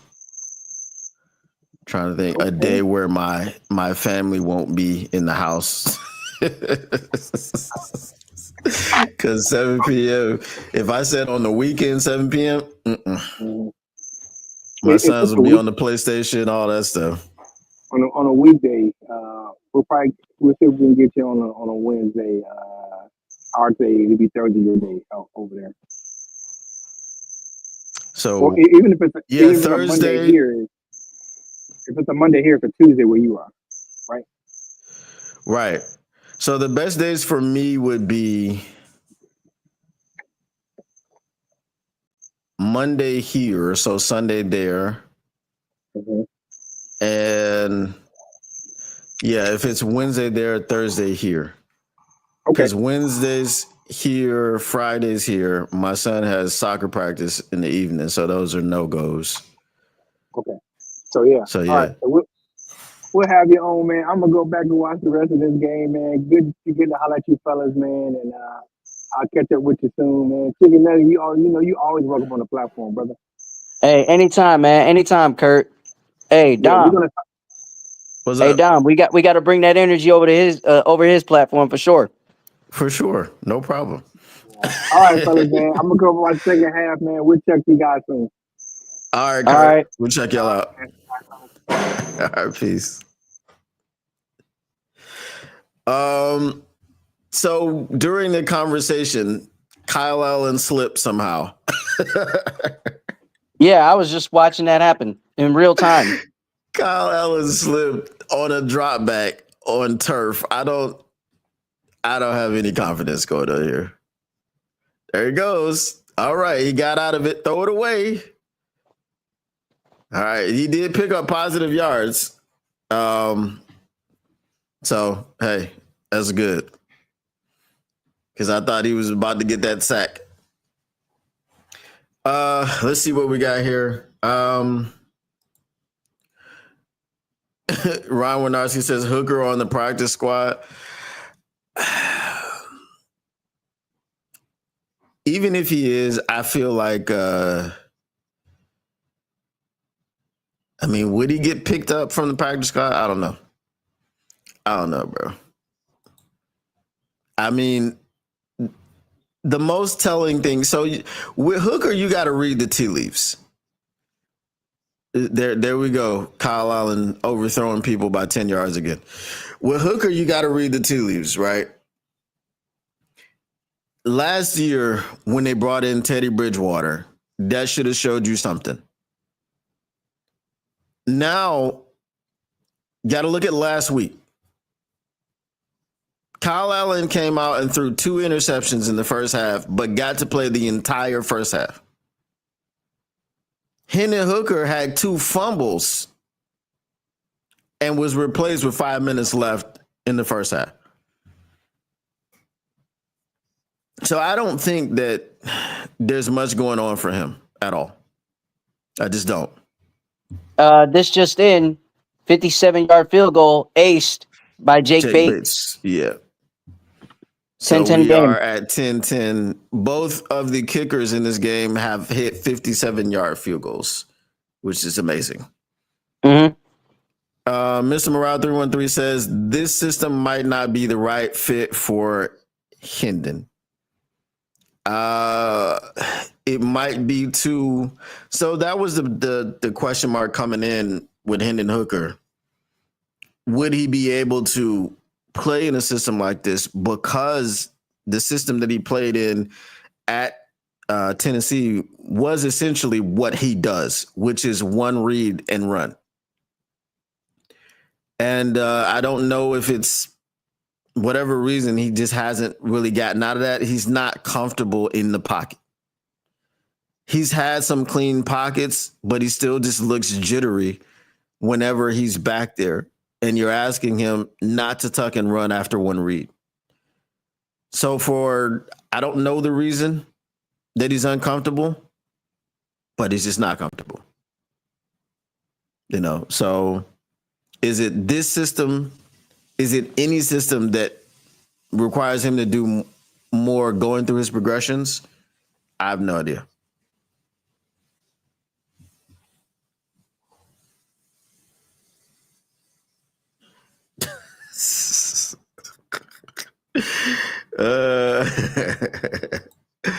Ryan Winarski says, what are the Powerball numbers?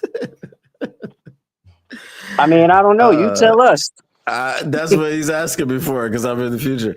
So if I knew, I definitely would tell y'all, and that would be my job.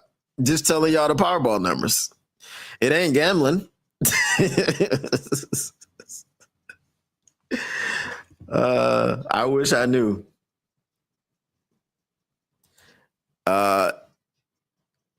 Yes, we do have a Jake Bates sightings.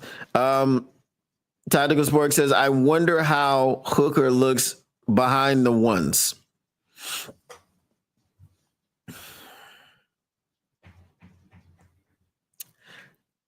From what I'm seeing, bro, I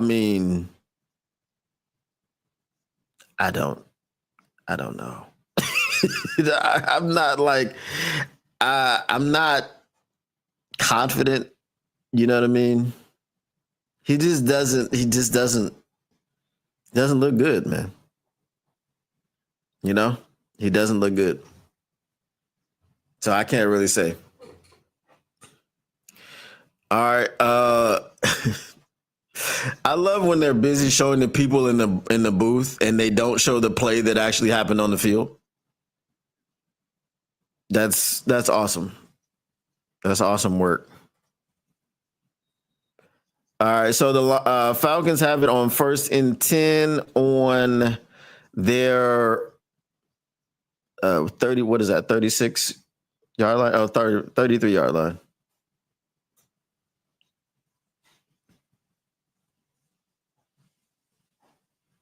I don't. Who's their quarterback? I don't know who that is. Looks like Denard Robinson. Shout out Denard Robinson. Offensive weapon. Let's see. Oh, wow. DJ Chark is on the Atlanta Falcons, and he is in there in the second half. So you know what that means. Yep, former Detroit Lion. Mm-hmm. But if you are in the preseason game in the second half, you are on the bubble. Wow. Okay. Is 36 Whiteside? I think he's 38. 38. 38 so Whiteside. Because 36 is getting cooked. Bad. It's like he was the one that gave up that touchdown, and then who is this? Who's their quarterback? Because I don't even know who this is, and he already looks better than Hendon Hooker. Look, like what? Who is this?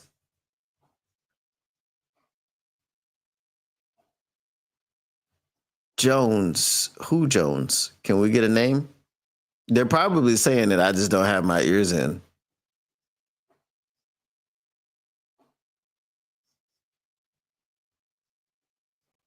I'm confused. I'm confused as to why this guy looks better than Hooker. I've never heard of him before.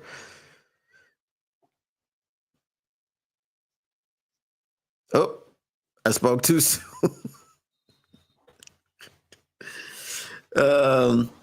Mr. Morales says the Lions system is set up for a cerebral quarterback, and Hendon doesn't seem like he has that yet.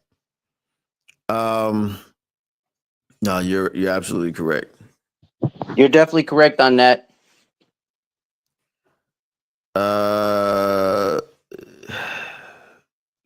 Who is this quarterback? I have no idea. Watch him pick up the first time. Watch.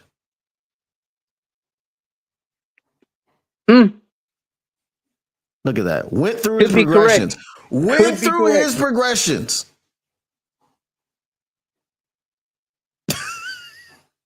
He was about to throw the ball, and it was like, oh, nope, that's not. And then went right to the open man and hit him. I think Lawrence Strickland just dropped back. Lawrence Strickland?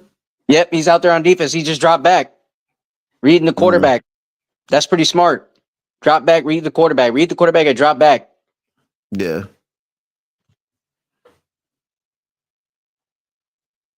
Okay. Threw that one away.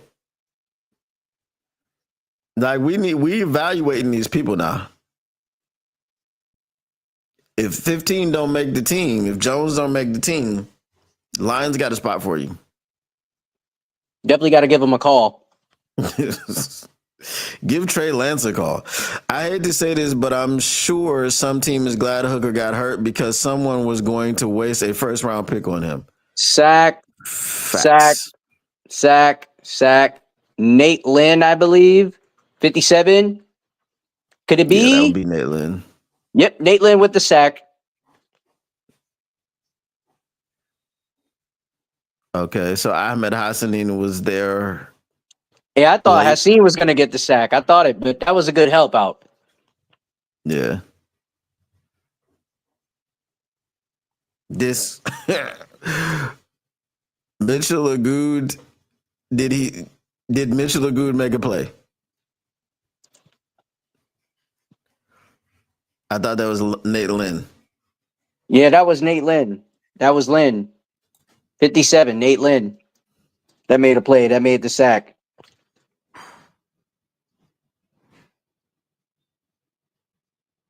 Fourth and 13. Falcons are going to punt the ball back to us. 7 minutes. I think they're going to kick in the the field third. goal. No, field goal. Yeah. 53-yarder. He'll probably make that. Yeah, that's probably nothing but. Oh, whoa! Did he miss it? He missed it. Okay. A 53-yarder, and he missed it. Yeah, he made a 57-yarder. It's also right down the middle. So, yeah, I don't know what happened there. It sailed on him, a hook to the right. Or the left. Well, yeah, that was his left. It hooked to his left.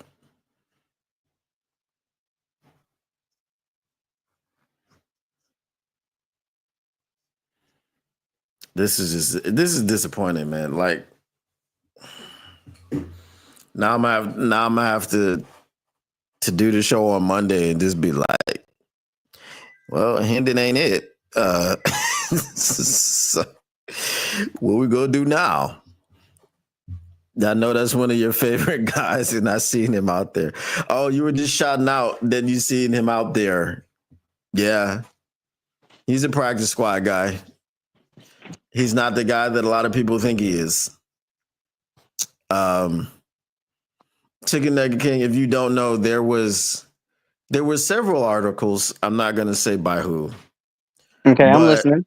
One of the articles mentioned that we didn't need Zadarius Smith because we had guys like Mitchell Agut.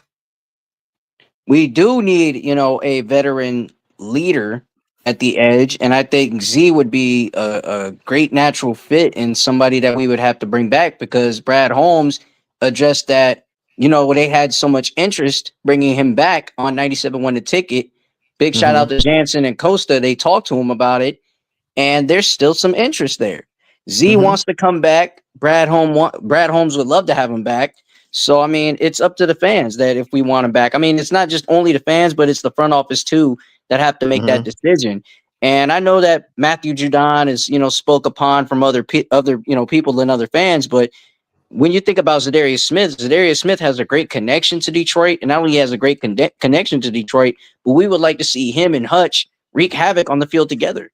That's what we would like to see. We've been waiting. We've been wanting that all season long last year, and we didn't get that. So now this year, I think if we bring back Z, we'll be just all right with, edge work and, in the edge room.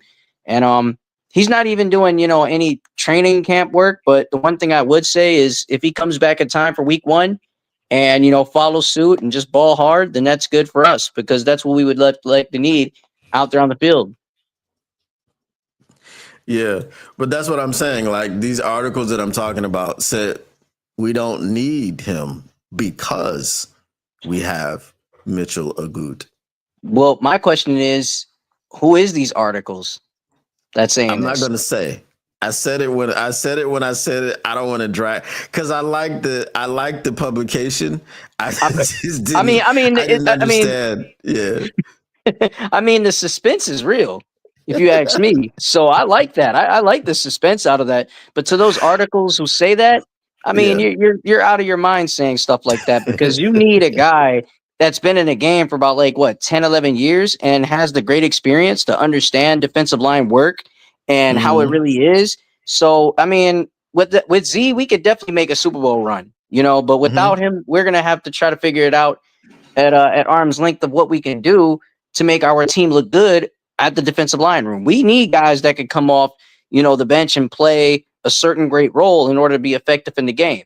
So if you're not effective in the game, we're not going to win. We need guys that could be key and effective in many ways. So Z is that guy that we definitely would like to have. So to those articles, screw off and screw yourself. You don't know anything, at all. And I mean, I'm sorry if I can't, go full extent, but you already know what I mean. So yeah, screw those articles. Those articles don't know what we're talking about. They don't understand how us fans feel. It's our opinion, our mind. We want Z back. The end. That's true. That's a great take. Someone just caught a screen pass. I don't know who it is. Who's number 48? I think that's 48. Yeah, I think that's Sailors. Sailors. Hmm. Okay. Well, Sailors is sailing on. Hey, I mean, if you ask me, I'm sure that Sailors could have a good spot on some other roster. I'm not sure if he could make it on this roster, but you know, he's got some potential. He's got some potential from the point of view that I'm looking as he gets this 1st and 10 for us. What up, though, Flying Hawaiian? Yeah, I mean he's looking pretty good out there. I mean, hard for sure. Yeah, when you're running hard, you want to earn a spot, man. I don't like to say too much, but I just think, man, when it comes to preseason, you want to earn spots, man. You don't care about winning, you don't care about losing, you just want to earn spots. I never played football before. I played basketball, okay? Basketball is like the same kind of thing, but different because it's not a physical sport. It's just a less physical game today, but you want to make a roster. You don't want to be, out of a roster spot and not make the 15. This is a 53-man game. So in order to play hard and earn that, respect from the coaches in the front office, you got to work your ass off. Excuse my language, but you got to go through that and just ball, bro, because if you don't ball, you're not earning a spot nowhere. So I look at this from a basketball standpoint, because if we ain't hooping, we ain't hooping. Point blank. Yeah. Yeah. I mean, Sailors definitely is looking nice. He's hitting the hole decisively. He's making some nice cutbacks. So, yeah. Like you said, he's probably not going to be on this roster, but he'll make it somewhere. He might be able to get him to the practice squad.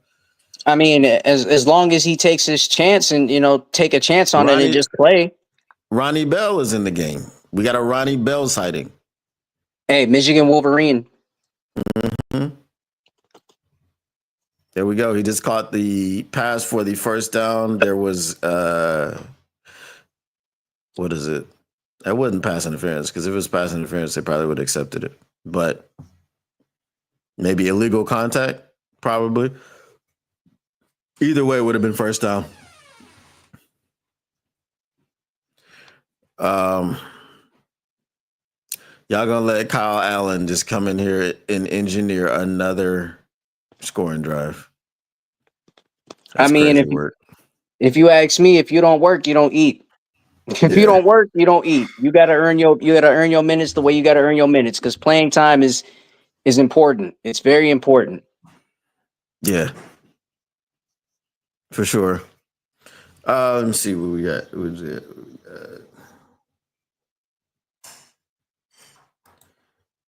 Is that the UFL dude? Who's Sailors? Is Sailors a UFL dude?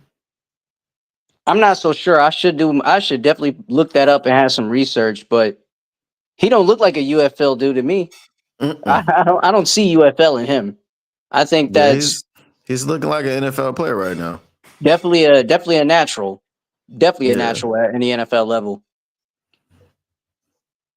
If Broderick doesn't want to be a bagger, he can always be a dryer at the local Mr. Car Wash.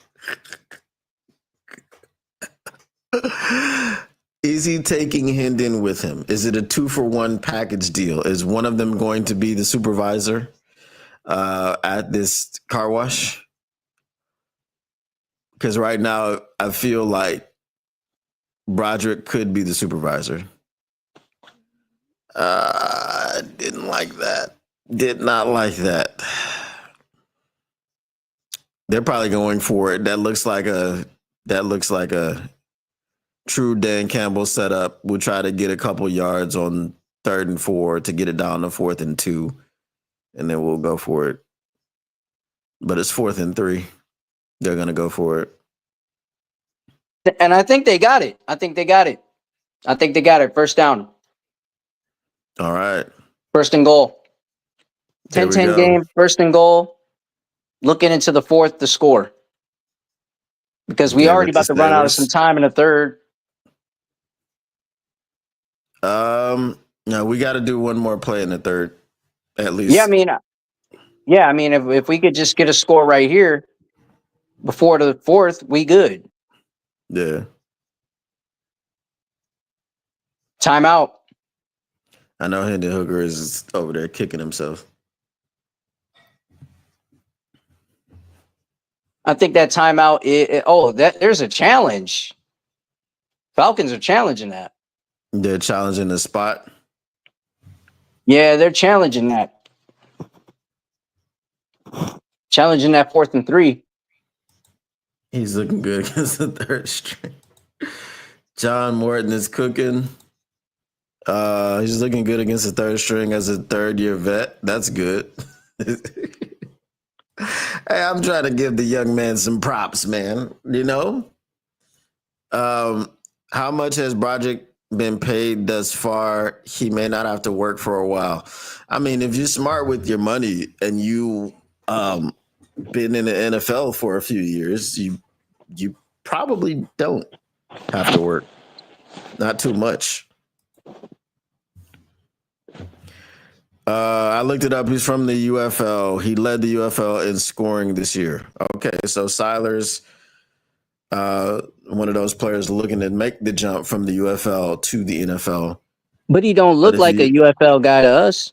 He don't. But he led the league in scoring, so that's probably why. You know, he's probably one of those super good UFL players that when he gets in the NFL, he looks like he belongs there.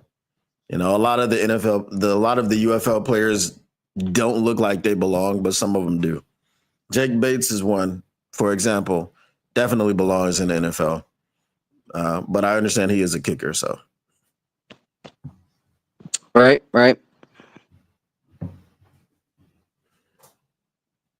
Yo, it is wild how many times I've seen this commercial. I'm not counting, but it's every commercial break.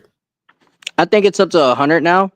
It might be. It's every commercial break. Like they're not even trying to do anything different. Every single commercial break. It's the same stuff. Every one of them. And then there's this damn Jason Garrett show from NFL Films. Jason Garrett is very cringy. I do not enjoy him as a human. Like I feel like if I was talking to Jason Garrett in person, I don't know. I would be annoyed that I was sitting there talking to him. You know what I mean? Mm-hmm. Be like, don't you have something to do? Like, go that way and don't come back. So This is crazy. Looks like the challenge is denied and they lose a timeout. Mm-hmm.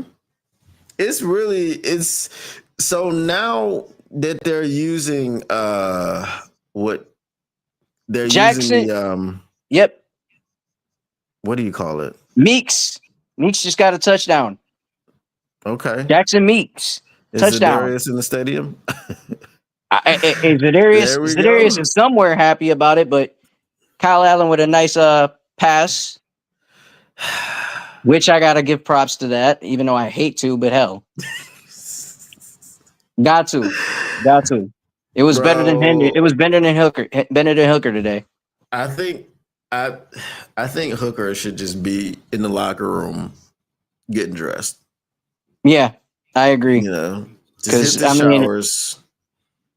You know. Yeah, because if you want to Uber back to the airport, you know what I mean? It just don't fly back with the team. Just, you know. I mean, to have Kyle Allen outplay you like this is just, man, like severely outplay. It's not even just a little bit. It's a severe outplaying. Right. Just it's just horrible. And then the other fact, he outplayed him. Now, when you go back and you look at his showing in the Hall of Fame game, you go, oh well, because he was with the 4s and the 5s, or he was with the 3s and the 4s. So he didn't really have an opportunity to be thrown to the same weapons that Kyle Allen did. So not only is that not true, well, it was true last week, but now it's like, man, Kyle Allen is killing you because he's now with the 3s and the 4s, and he's throwing it to the same receivers that you were throwing it to last week, and he's scoring touchdowns. That's the crazy part. They gave him 2 drives with the same guys that you had this game, which you didn't get that last game. Okay. How is Kyle Hamilton number 51 in the top 100 and he was number 43 last year? That's crazy. Anyway, I just noticed that. As many times as I've seen this commercial, I just noticed that. But yeah, I mean, he has completely outplayed Hendon Hooker in every scenario. If you look at the same scenarios that they were in, both of them had 2 turnovers last week. Did Hendon Hooker have 2? He had 1 turnover. He had that interception that got yanked out of whatchamacallit's hands. So Kyle Allen had 2 turnovers last week. Hendon Hooker had 1. Hendon Hooker has 2 turnovers this week. Kyle Allen doesn't have any. So Hendon Hooker is now at 3 while Kyle Allen is at 2. Kyle Allen has 2. Hold on. Yeah, he has 2 touchdowns in the preseason. Hendon Hooker has 0. So he has less turnovers and more touchdowns. This is crazy. This is crazy work. It is. It really is.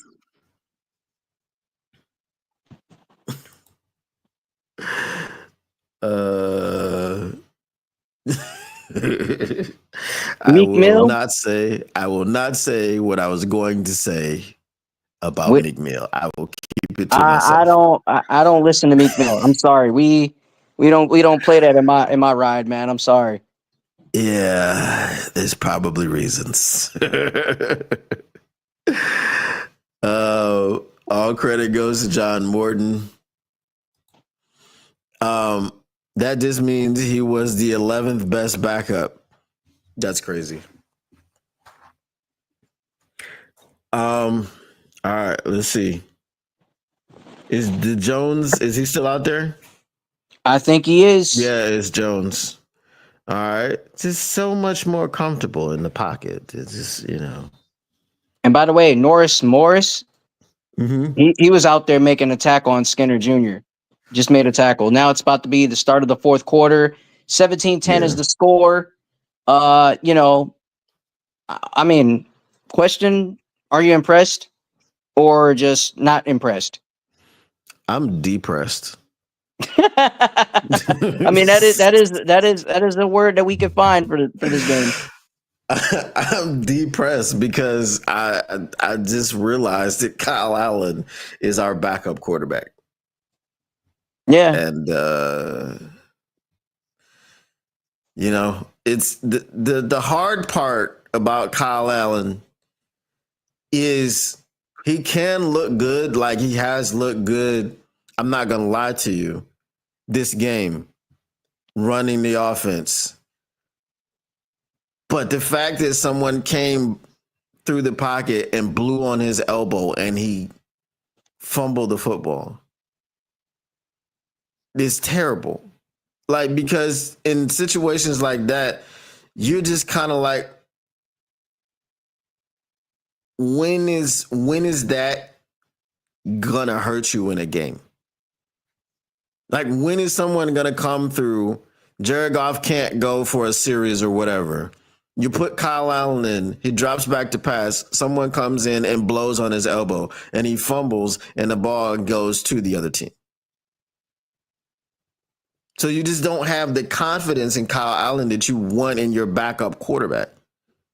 And this is what I was telling someone the other day when they were coming in talking to me about only poverty franchises worry about their backup quarterback, which was crazy to me. How do you justify saying that a poverty franchise is the only franchise that worries about who their backup quarterback is? As if the good franchises, which is what the Detroit Lions are right now, as if they are immune to injury. You know what I mean? So, yeah, I don't know. But I mean, if you ask me, we just got to get back to the basics. Injuries are just definitely going to be a part of the game, but it's a big problem and a big pet peeve to us. And you know, we got players that we don't want to let go, and we don't want them to let, you know, themselves get hurt. And we don't want to wish, you know, injury on Jared Goff, because Jared Goff is gonna play. He's going to play. But if he goes down, you expect Kyle Allen to go out there. Kyle Allen is probably gonna just mess up a play or two. And I'm not trying to be negative. I'm just saying, you know, we don't want to lose out on a guy like JG, because JG is a guy that's going to lead this team forward with moving the chains and putting points on the board with the talent that we have. Nice hit by Whiteside, though. Tactical Sports says, I remember a time in Lions history where all I wanted to see was the backup quarterback play. Not now. Yeah, I remember that time. Oh, I remember it as well. Back when Sean Hill was playing, and Sean Hill was a dog. Shout out. Sean Hill was good as a backup quarterback. Someone's hurt.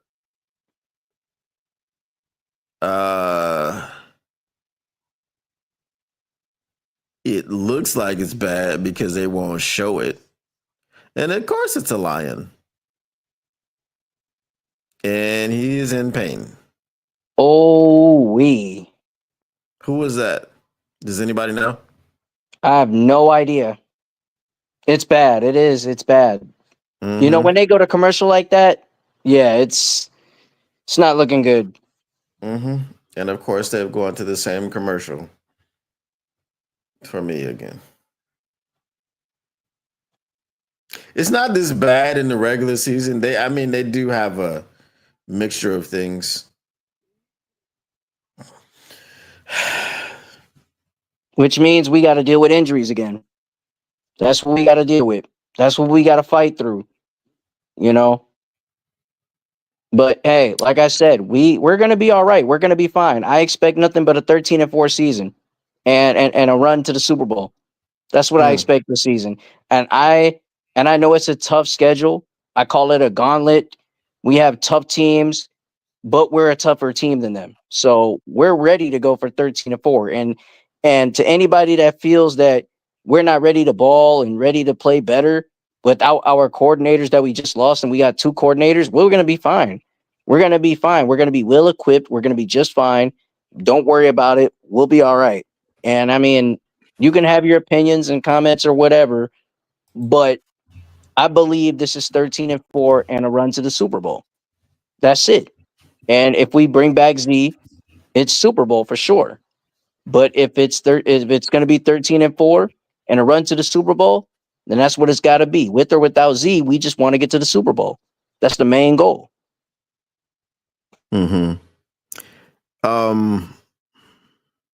I think my prediction was, when we went over the schedule, I think it was like 14-3. I did a video a while back that said I could see a path to them going 15-2 again. I don't believe they will go 15-2 again. The only teams... Oh, that was Norris that got hurt? That was Norris that got hurt. Okay. Is there a card out, or is... Yeah, there it should be a cart. Okay. Because it looked like he was in a lot of pain, the way his leg was shaking. Yeah. You don't want to lose your teammates. You don't want to lose any player to any sort of injury if it's serious. But yeah, prayers up to him, and get well soon, you know. They got the card out there. And man, I just hope he's okay. Yeah, I think it's a neck. They just showed the replay. So this has a potential to not be as bad as it looked because it's a neck situation. They're just gonna immobilize him. But it might be he might be fine.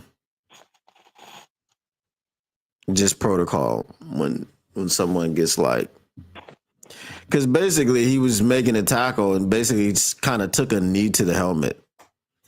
So yeah, that hurts. That's painful.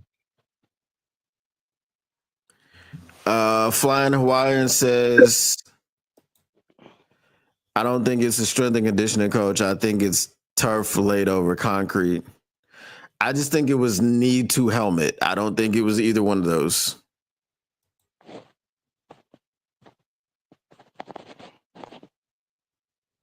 Yep, Maurice Norris. Maurice Norris. That's who got hurt.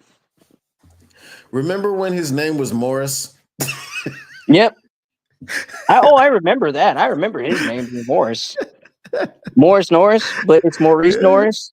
Yeah, I was like, it was Morris all last year. Now this year is Maurice. I don't understand how that works. Maybe somebody messed up and called him Morris Norris. And he's like, oh, hey, that rhymes. I'll take that into the season. And then if I make the team next year, I'll correct them. I mean, that's a hell of a, general name. Why not? Morris Norris? Hey, I'll take it. But yeah, Maurice Norris, he's been injured. And I'm liking this commercial right here. You got John Mason, Darren McCarty. Talk to me about hey, look. Shout out to Spenny, Easy, and Darren McCarty. Shout out to those guys over at Woodward Sports. Big shout out to them. Yeah. Yeah, they got talking to me about commercials that you like. I'm sitting up here watching the same damn commercials every time. But you're watching them 200 times. This is crazy. Yeah, this is an ambulance coming out. So yeah, this is serious. This is a serious injury. Yeah. This is not a good look for Maurice. Yeah. I can't judge it because of what it looked like. That's why I'm saying if it's a neck situation, who was that? Well, no, that was somebody else, and it didn't look like anything. I mean, we just lost Ennis Rakestraw to a shoulder injury not too long ago, and then now this. So, I mean, injuries is gonna be one thing that's going to get in the way of the Lions, and the football gods got to somehow take away this injury bug from us.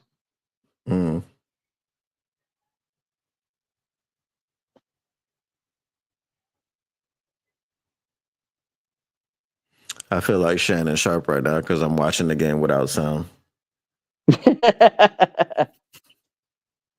That's the only reason I feel like Shannon Sharp. Hey, Drake London, Detroit Lions fan. He is a Detroit Lion fan. This is his favorite team he's playing against. Grew up a Lions fan.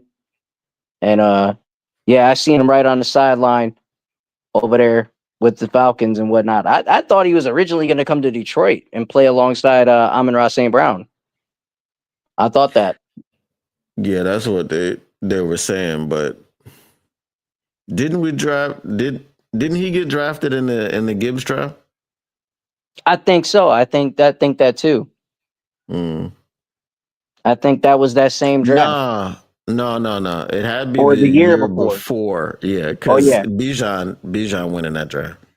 Bijan went in that draft, and from there, way before that, Drake London was so available, but he let everybody know he was a Lions fan. And when he was interviewed on the St. Brown podcast, he let it be known that this was a team he grew up with, that his dad was a Lions fan, and he understands, the history of the Lions and what kind of things that they've been through. You know what I'm saying? And when you think of the Lions, right? You don't even think about the years where we dominated the NFL and won in the 50s. Most people are so up to speed about the 0-16 years. You know what I'm saying? The losing years. They're not used to seeing or hearing about us dominating the 50s at all. They never heard Because we about weren't that. They think they alive. don't count. Yeah, because we never weren't alive. But if I tell you what, the last title was 1957. Fast forward now, what counts? What counts and what doesn't count? Our last title, or we just don't have no Super Bowls. You know what I mean? Like I feel like we gotta dial in at some point and understand that if we win our championship this year, it better count. It better count, because we're not just gonna look at it and say, oh, it just didn't count. This counts. This is for real counts. If our last championship happened in 57 before that Super Bowl merger. So I mean, it's just crazy. It counts. And I used to have a friend from Philly. And that was always the argument between us, who had the most NFL championships. Fast forward to Philly having 2 Super Bowls in the last 10 years. It's now a moot point. I can't say anything. So while, the 57 and the 52 or whenever those 4 championships happened, we got them, but we didn't see none of them. My dad's 80. If he was watching football at that time in 57, he was 12 years old. Just to put that in perspective, my dad is 80. He was 12 the last time the Lions won a Super Bowl. Won a championship. And so we want to see Super Bowls. Oh, we want to see Super Bowls. That's the result. Yeah. Dan Campbell, I don't know if you paid attention, but Dan Campbell was over there, rallying up the boys and letting them know that, hey, everything's going to be fine. We just got to play hard for him. We got to play hard for Norris. And, just think of him, play hard for him, because this is the type of stuff that motivates the team to go harder. We don't want to see injuries, but it makes you motivate the other guys to go hard and play for one another. You know what I'm saying? And, ride like a band of brothers. So when your brother goes down, next man up, step up, think of him and play hard for him. That's what you got to do. So why did they just walk off the field and then come back on?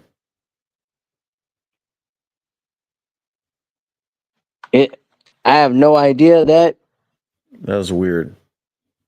Hey, look at the comment. Put him in the ambulance? Yep, they put him in the ambulance.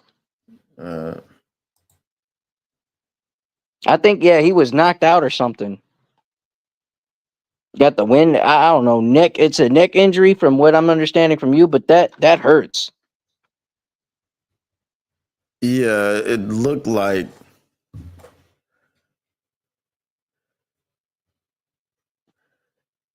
Yeah, it was from the whatchamacallit. Are they asking them if they want to continue? What is happening? I'm not sure. What are they saying on your broadcast? I'm just muting the game. I can't play it.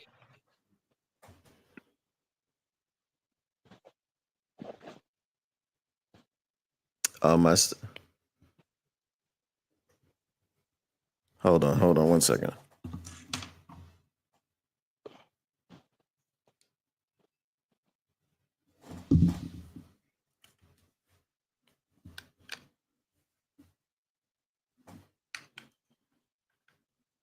Try to reconnect these earbuds.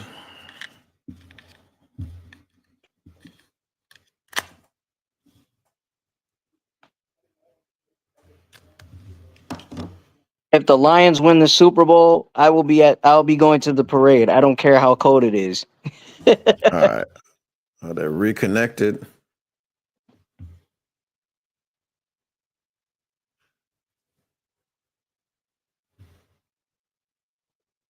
I don't know, but I've only got one in. I can't really hear it.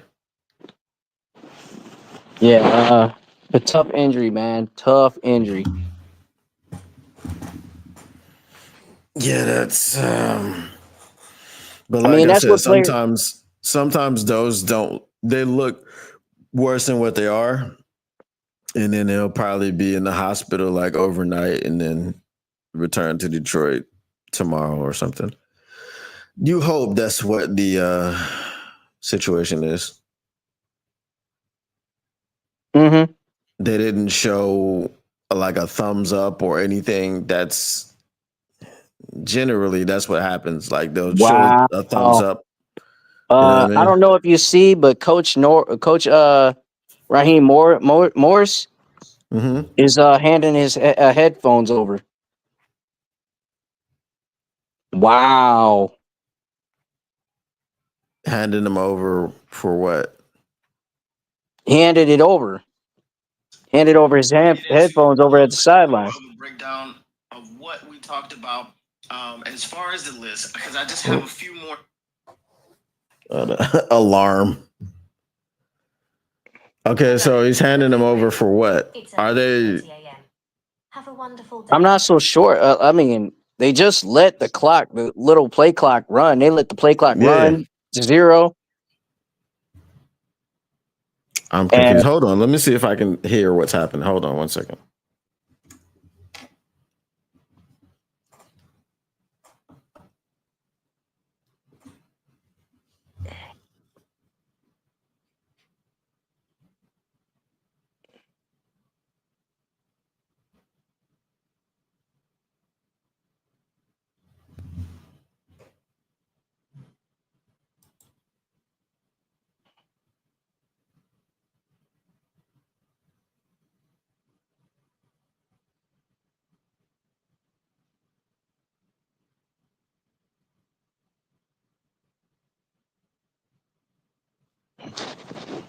So they're having a prayer circle.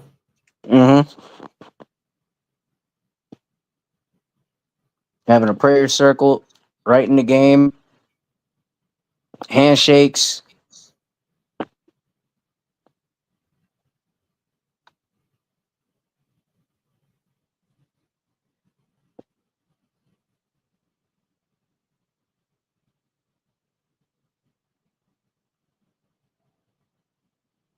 Clock's still running too. That's the crazy part too.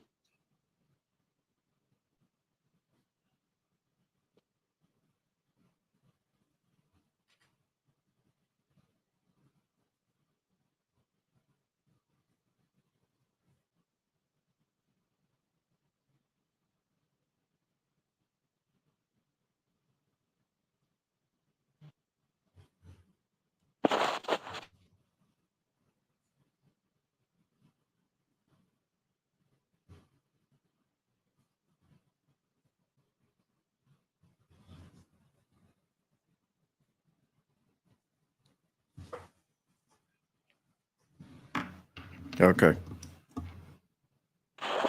Are you sure of what's going on? You know what's going on right now? It seems as though they're going to end the game.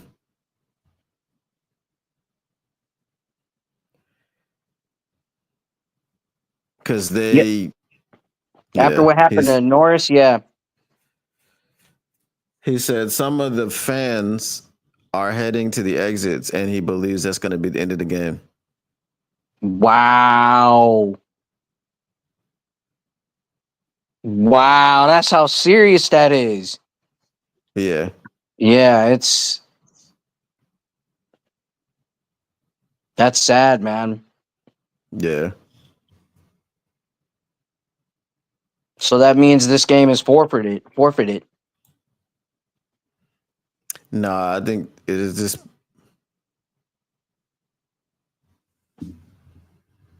Hold on.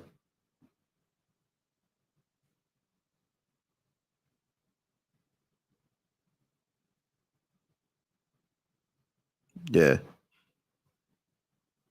Yeah, this game's over. Yeah, they said the Falcons are packing stuff up but they're waiting for official word.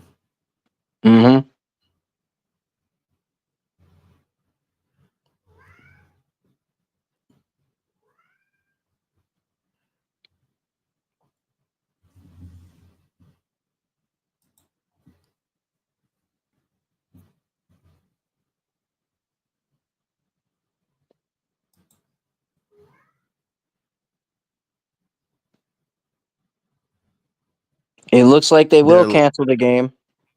I mean, they're just letting the clock run right now.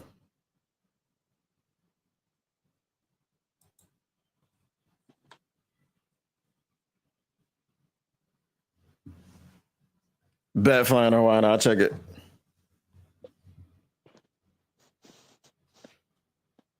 Yeah. Oh, you sent me.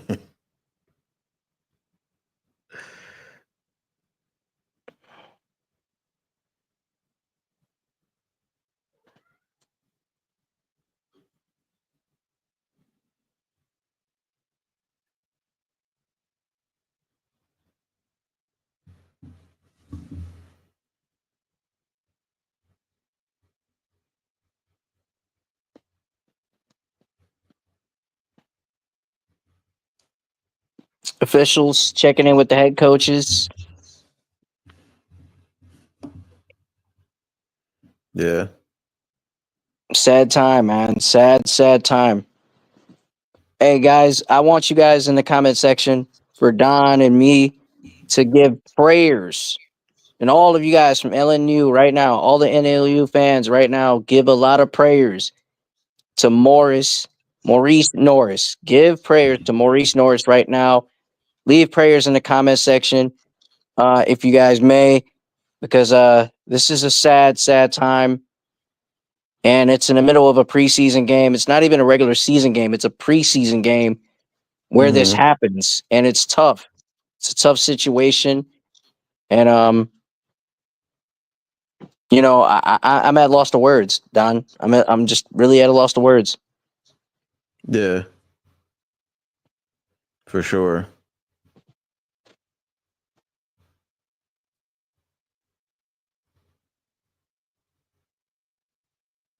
I feel like they're just gonna let the clock run out.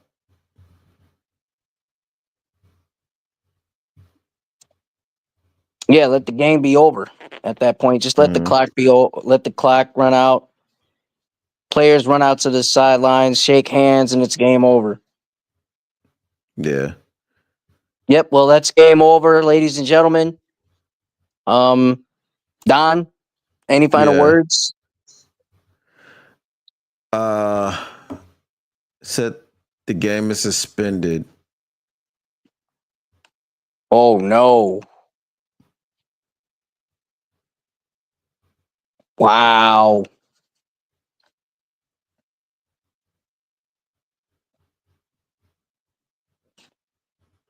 Suspended means something different. So I mean, we don't care about the results of the game. It's a preseason. But generally when you suspend, you pick it up at some other time. They're not gonna replay this game.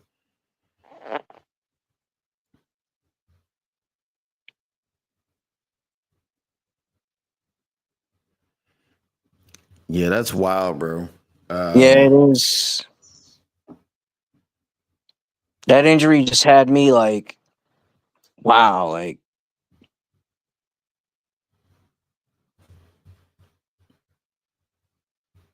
Yeah, well, that's why you see generally.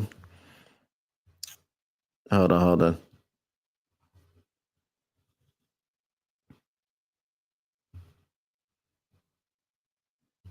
She's I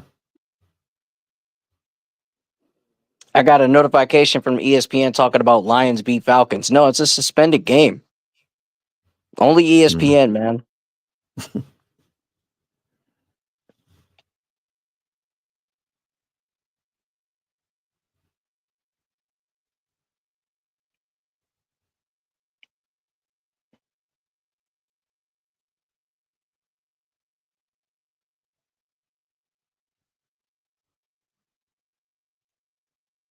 Wow. Yeah. Okay, hold on.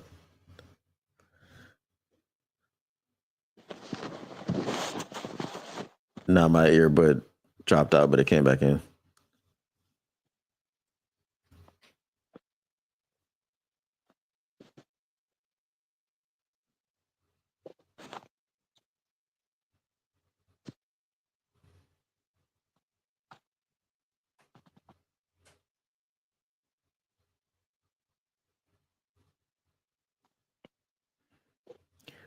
So yeah, they were just interviewing Raheem Morris about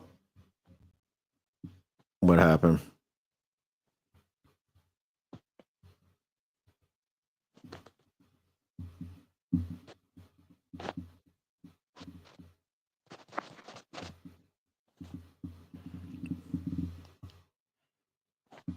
Look at Bijan out there smiling at people while he's shaking their hands. What a classless individual. No, I'm just.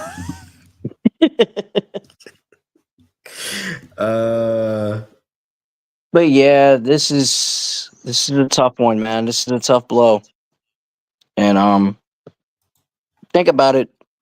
Norris was definitely excited to play this year. He was excited to want to suit up for the team and play this year and get out there on the field, and this happens. Yeah.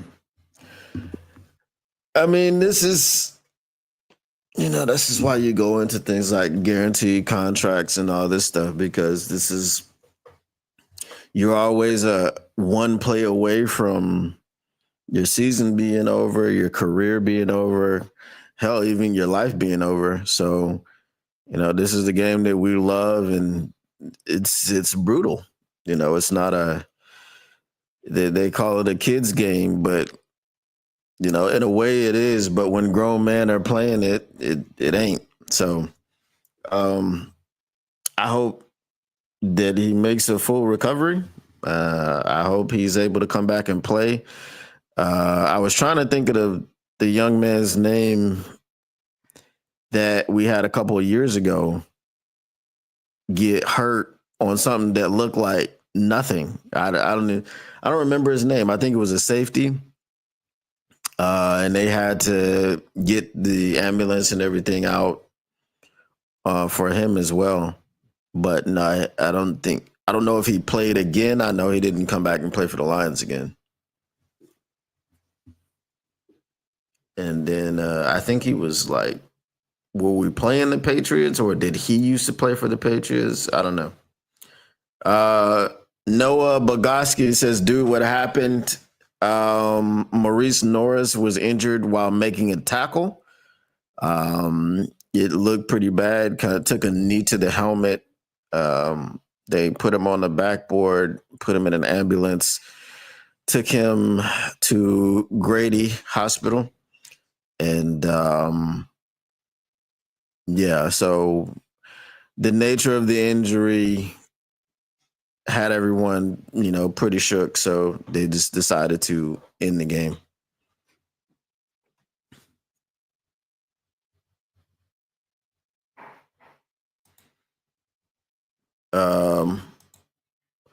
William Thomason said, if you believe in prayers, prayers up.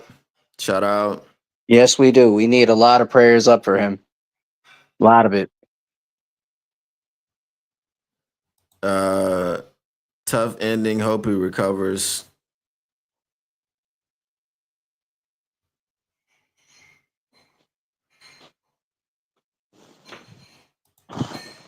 I thought you were talking about the dude from Buffalo. No, not Hamlin. The Hamlin was much worse. Apparently, his heart stopped 3 times on the field or something like that. They had to revive him. I can't remember the dude's name.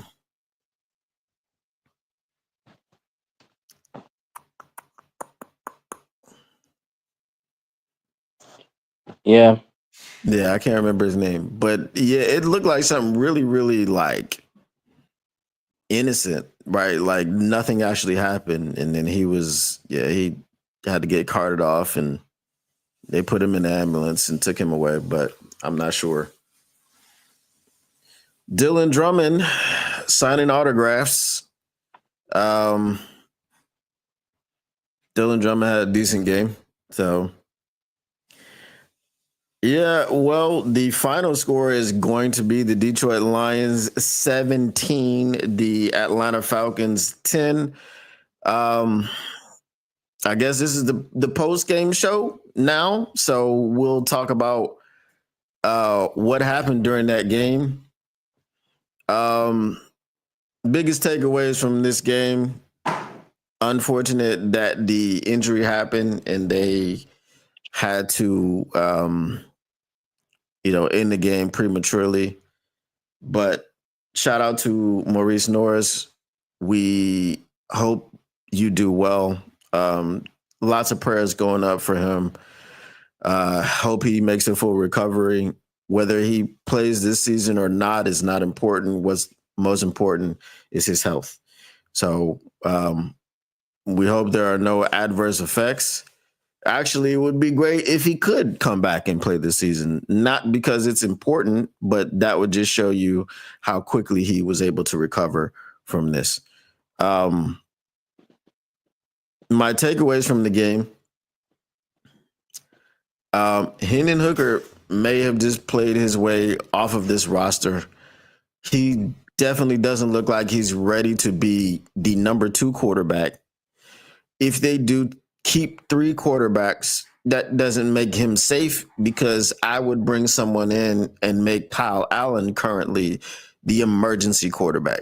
Hendon Hooker, to me, he's out. So what were your opinions, Chicken Nugget King? I think he's definitely good as gone. Hendon Hooker, he did not perform well today. He did not bring his best.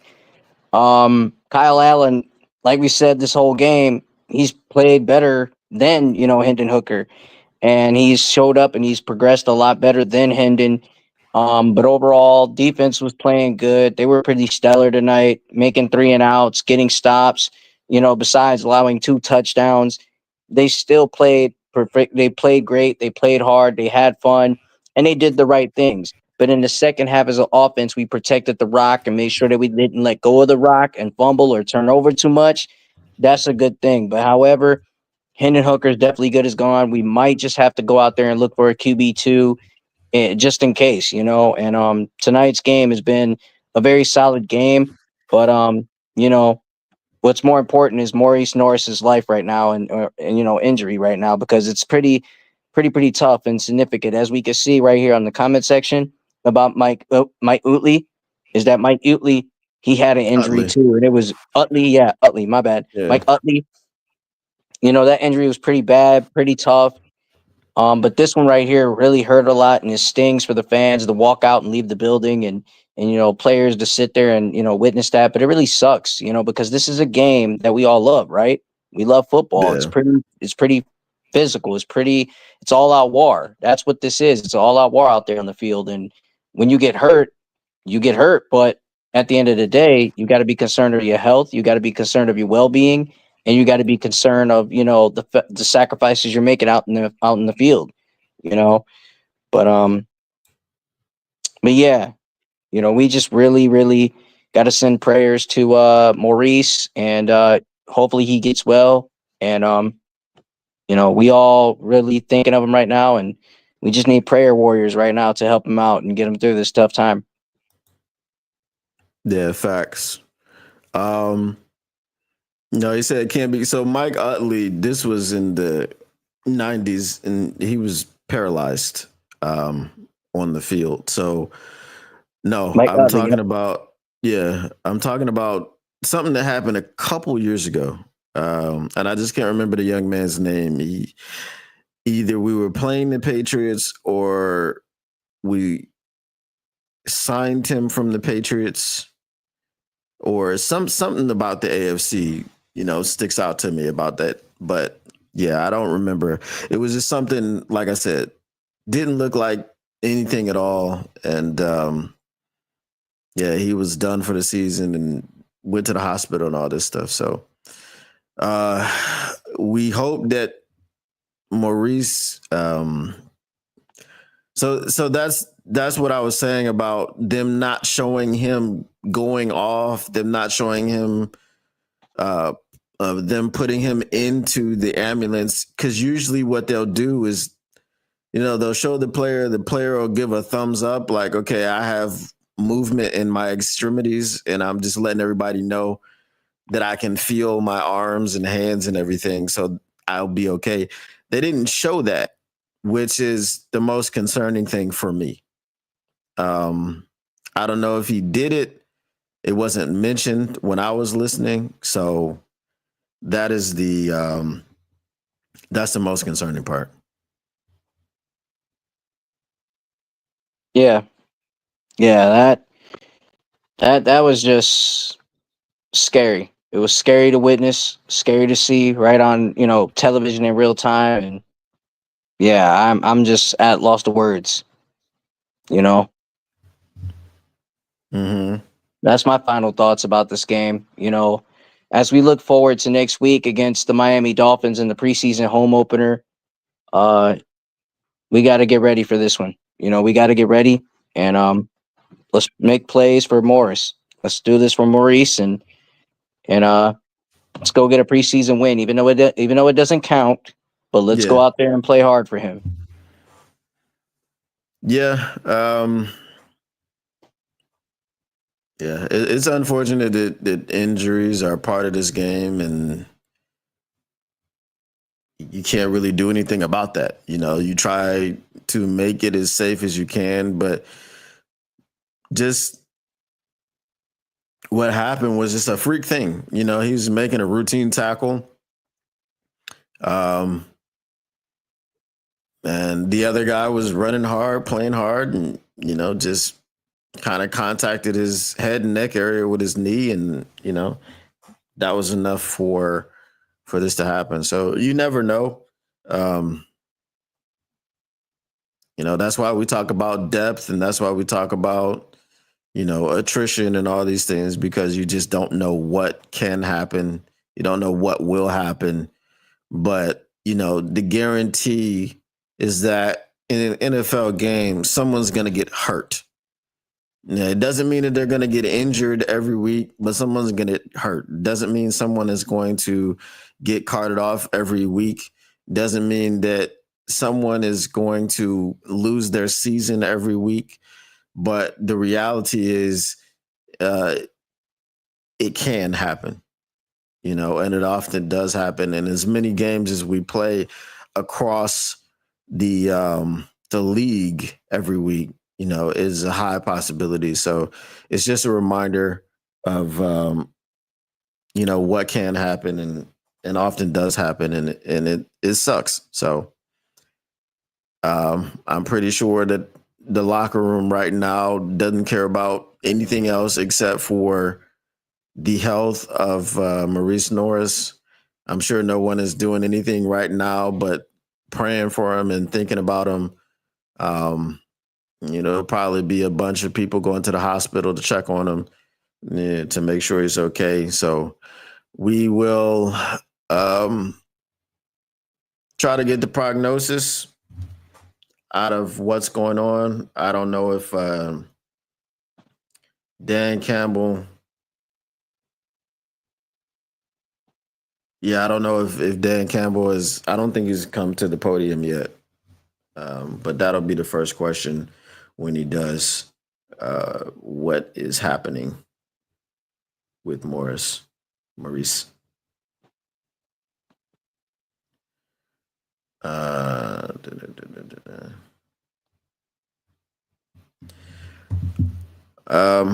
see. He said the players on Instagram, it doesn't look good at all. No, it did look good. It's probably on Twitter too. Yeah, it's everywhere. Yeah. Yeah, it's a sad time, man. Very sad time. Yeah. I don't know. That sucks, man. That sucks. Yeah, well, I'm gonna let you go, man. Take care tonight. Take care, One Pride. Love you guys. LNU, Chicken Nugget King out. See you. All right. We'll see you, man. Appreciate you coming through. All right.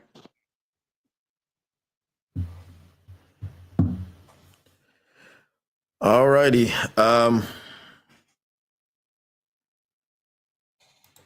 As I said, it looks like he took a shoulder and knee to the head. Yeah. I don't know, bro.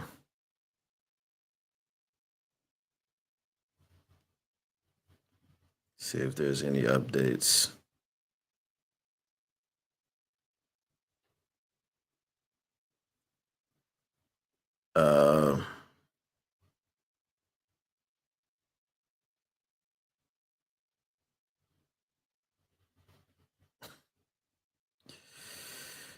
Detroit Sports Podcast says halftime thoughts. Is it time to trade Detroit Lions QB Hendon Hooker for anything?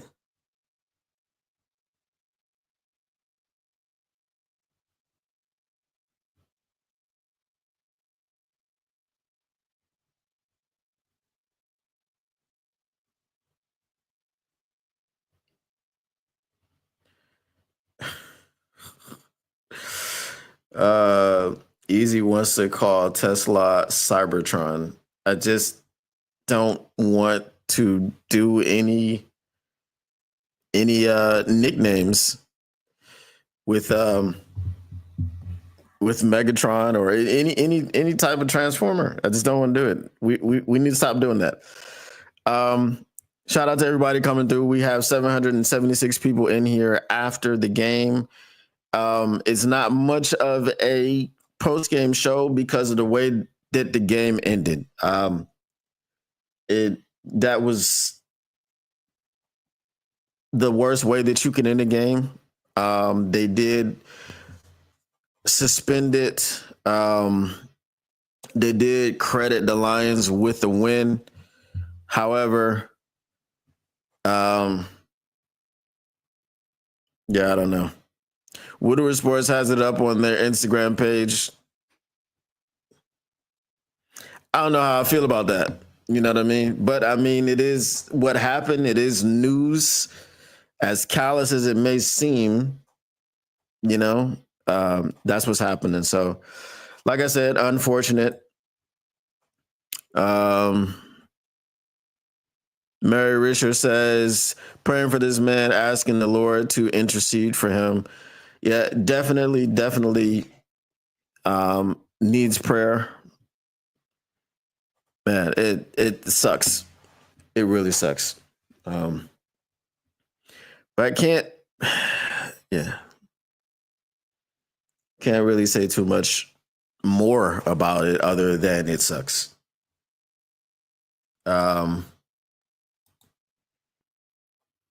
Pierce the Weather says, what's going on? One of the Lions players, Maurice Norris, was injured in the fourth quarter, the beginning of the fourth quarter, and was carted off, put into an ambulance, and taken to the hospital. And so the Lions, the Lions, Dan Campbell, and Falcons coach Raheem Morris got together, decided that they would finish the game. Not finish it, but end it. Sorry. And then word came down from the NFL that the game was to be suspended, and that was it. So the players formed a prayer circle.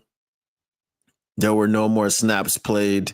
There was a snap, but yeah, the players were just kind of standing around. No one was doing anything. No one was sure about what was happening. So then they got into a prayer circle, and then that was pretty much the Falcons started packing up, Lions started packing up, and then the game was called by the NFL officially. So that is what happened.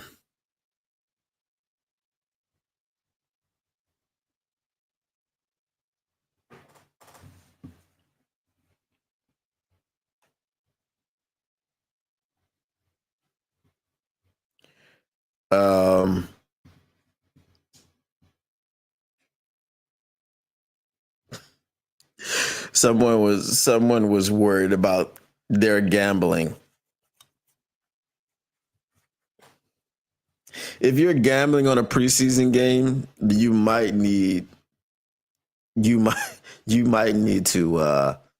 check yourself into a facility. Right? Yeah. You might have a problem. But the fact that you do have that problem, and then you see a young man, we don't know what's happening with Maurice Norris. You know, I don't know if he's fighting for his life. I don't know if he's fighting for his career. I don't know if he's fighting for his season. I don't know if he's just fighting for the next couple of weeks. But if that's what you go to and that's what you think about your gambling total, the money that you just lost because you were gambling on a preseason game because they decided to end it a quarter early, that shows a lot about who you are as a person. So,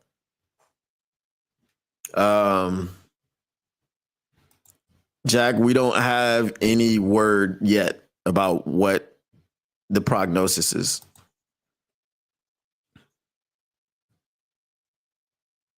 They said it was the first time in NFL history that a preseason game was called. I can imagine. I don't think that there was,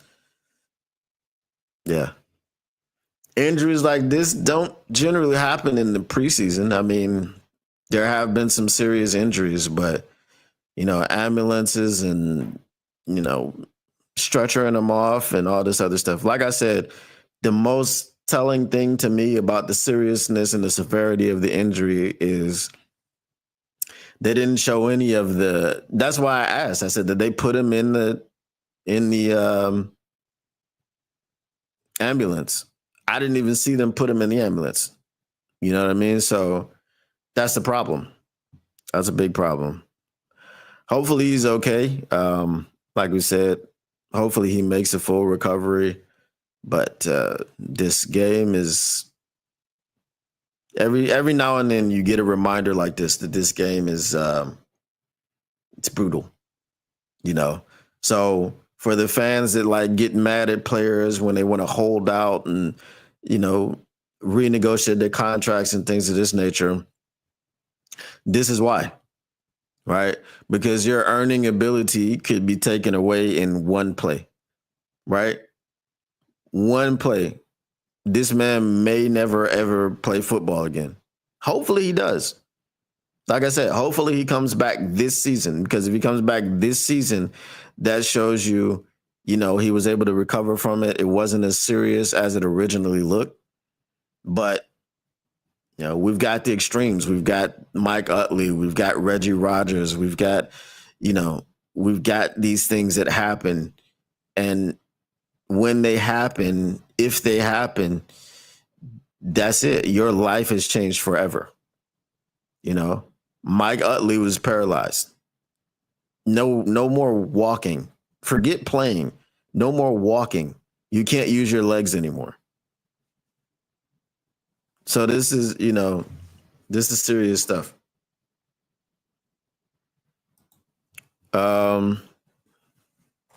That's why I'll never be mad at a player holding out for more money. Facts. Get your money, be able to take care of your family, and all these things, because it could just be over. It could just be over that quickly.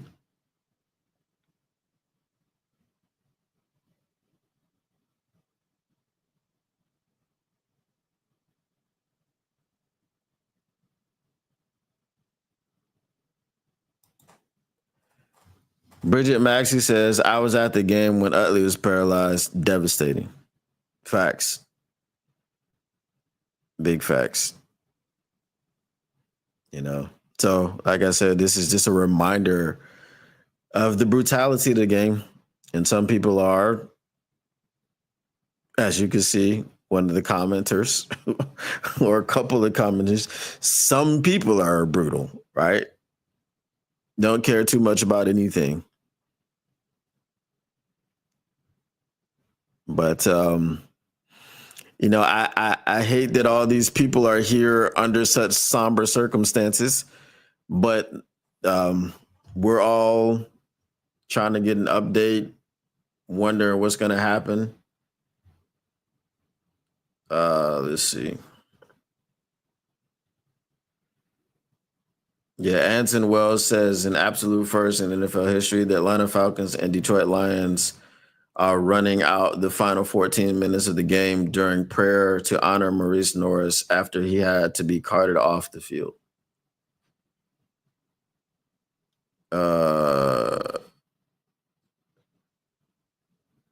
So Jimmy Liao, medical doctor for the Detroit Lions, says Maurice Norris injury video full sequence, knee to the side of the head, unconscious, and fencing immediately. Seizure activity seen in legs a few seconds later. Falcons trainers probably saw it right away, taken off in ambulance. Okay. So, I mean,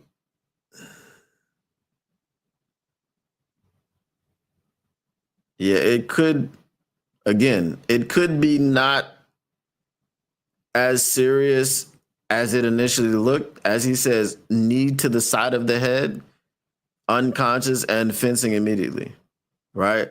So fencing is when you seize up, when you get knocked out. Shout out Joey Jihad. If you know, you know. But you hope just from hearing that, knee to the side of the head, you hope just from hearing that it is not a neck injury, not anything that we're talking about, paralysis coming from it or anything of that nature.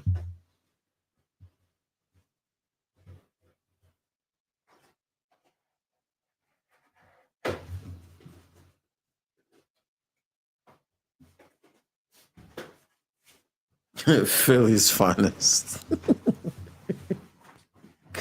When did that happen? Was that I feel like it was like 20 years ago now, like 16, 17 years ago, long time ago.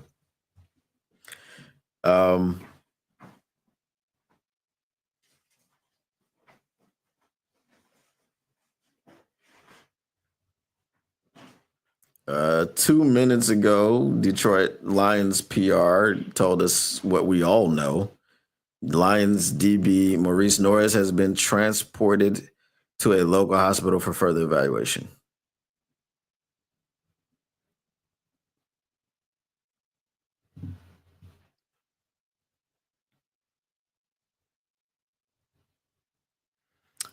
Evil Empire Sports, there's a tweet in response. It says, preseason has been brutal. Why are we sacrificing these players trying to make a roster for exhibition? Because you have to play to make the roster. It's kind of, yeah. People come out with these takes, bro. I tell you, you got to play to make the roster. We're not sacrificing anyone.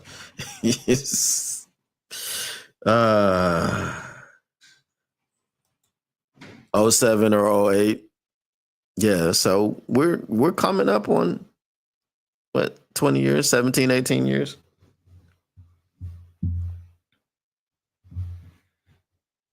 Let's see, has the NFL said anything about it?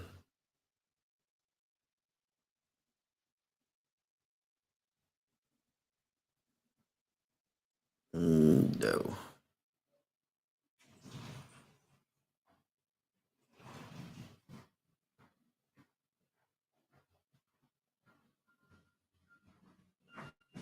They got these Shador highlights, so Shador did well.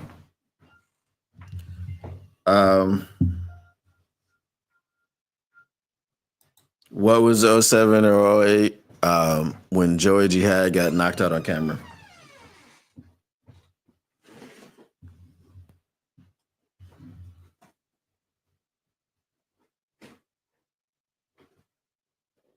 Shedeur Sanders was 14 of 23, 138 yards and 2 touchdowns. Hey, Browns.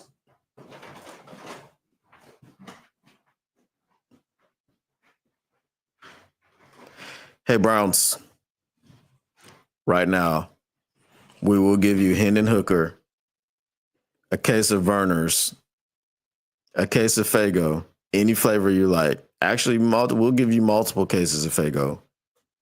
Some better made chips for Shedeur Sanders. Who says no?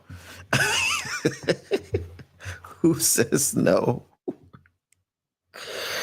Hopefully the Browns don't say no. My goodness.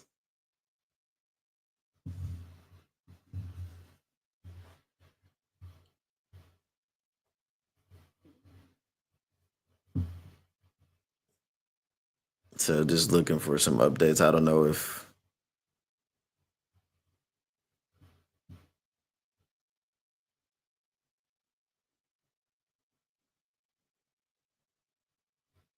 what the frick? Let's see.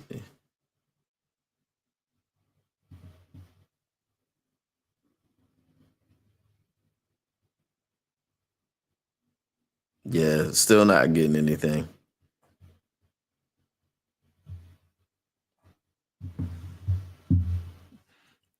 Tactical Sport says no.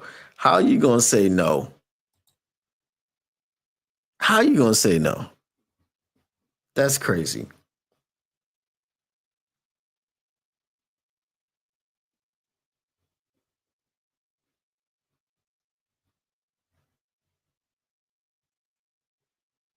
With a name like Joey Jihad, he deserved to get knocked out. Why?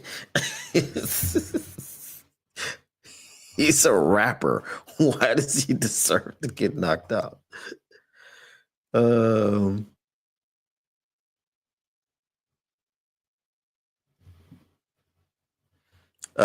mean, what we did see, obviously, we saw the continued ascension, if you could say, of Isaac Tesla. Shout out Easy, giving him a nickname of Cybertron. Please stop it. Please give him a nickname that has nothing to do with the Transformer. Megatron is one of one. We don't need to be comparing our young guys to Detroit Lions legends. I really don't like when people do that. Like, we try to compare Jameer Gibbs to Barry Sanders. For what reason? Barry Sanders was an alien. He was a unicorn. What's the purpose of the comparison? There isn't a purpose, right? So we should just not do that anymore. You feel me? Makes sense, right?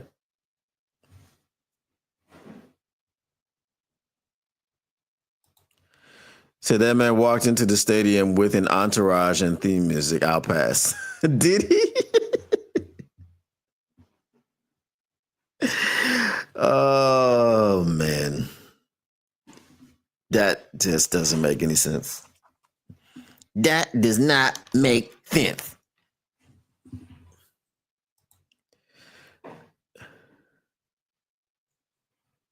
Okay.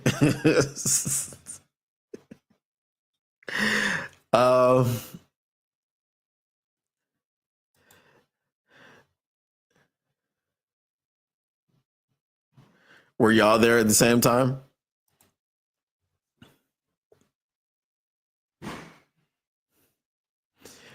I mean, it's common for rappers to name themselves after things that are considered to be tough and lawless. You got Capone, you got Noriega. Like, it's a normal thing. It's normal. It's not like something new, right? You got a rock and roll person that named himself Marilyn Manson. I don't know where the Maryland part came from, but Manson was for Charles Manson. It's show business, it's entertainment. That's how they do it. So don't take it into account. And actually, his name may have actually been Jihad, just like Jihad Campbell, right? So it's an actual name as well. So don't get too upset.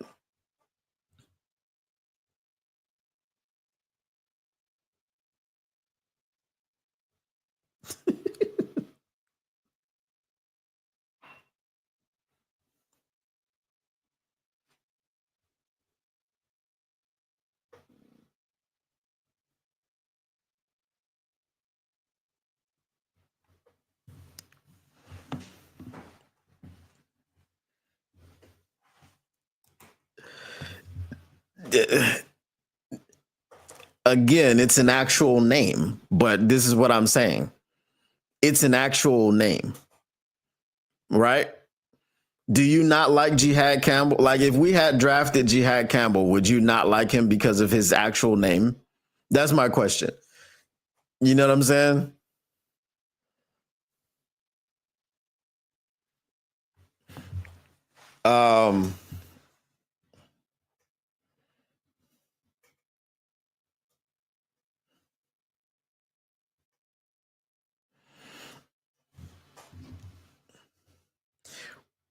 Well, if Shedeur Sanders walked into the stadium with an entourage and theme music and played well like he did, I can't hate on him. I can't be too upset.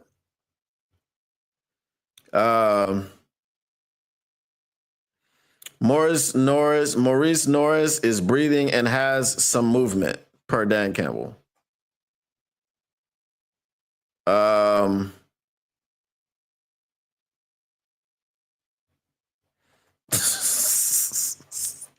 There's a Twitter post. I'm not gonna say from his phone. It says breaking. After much speculation and doubt, Penei Sewell is now expected to make the Lions 53-man roster.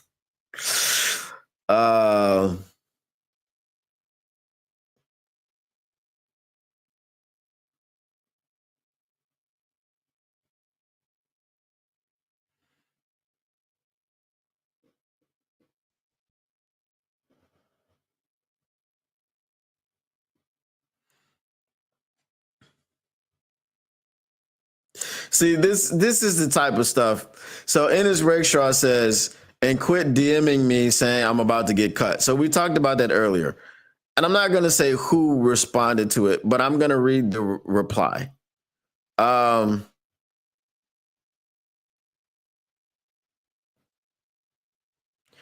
It says, try staying off social media until you actually do something in the NFL. Maybe that's the damn issue. Why does he have to stay off of social media? and this is like, we have to stop attacking players personally because they get injured. Like, I don't. So that's the two opposite ends of the spectrum.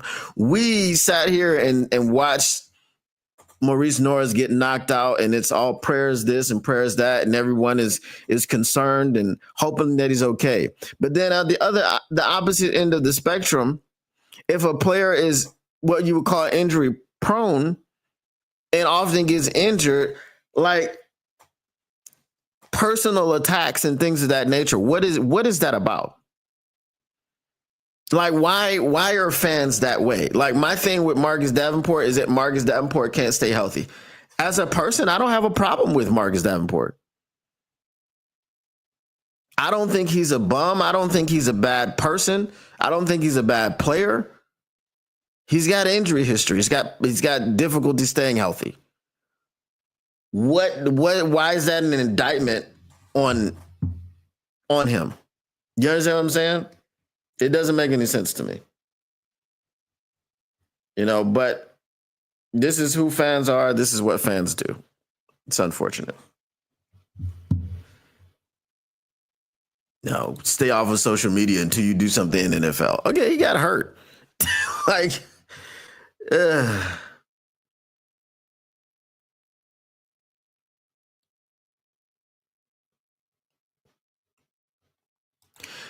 The Lion King says it's disappointing at the collapse of Hooker. I thought he was our version of the new breed mobile black QB. Instead, he's just black.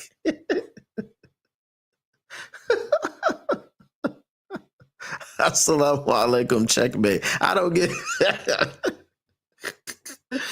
Oh, that's crazy.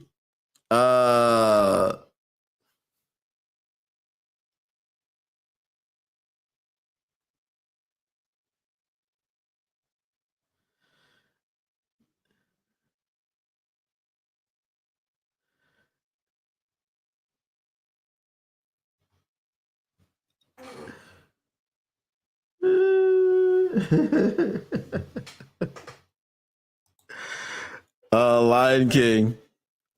I don't think anybody can read that. I can. But I don't know too many other people that can read that. It says alaikum assalam.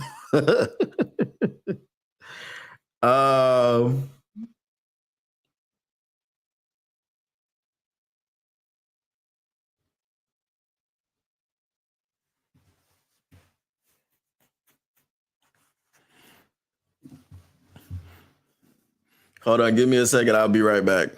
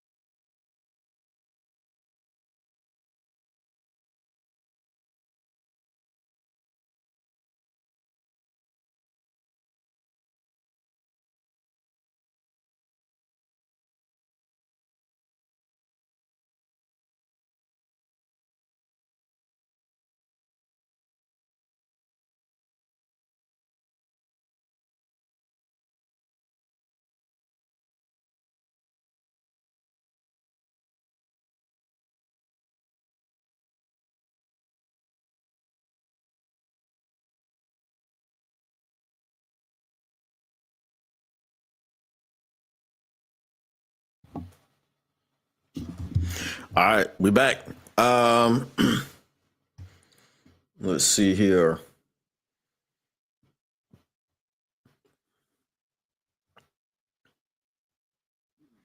What we got?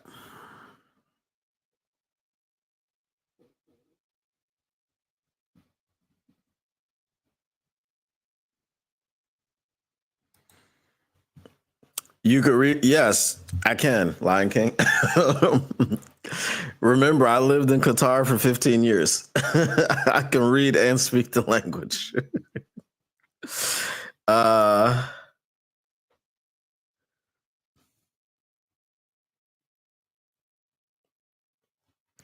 right. Do we have any updates? Any more updates from Dan Campbell? Let us see. Um,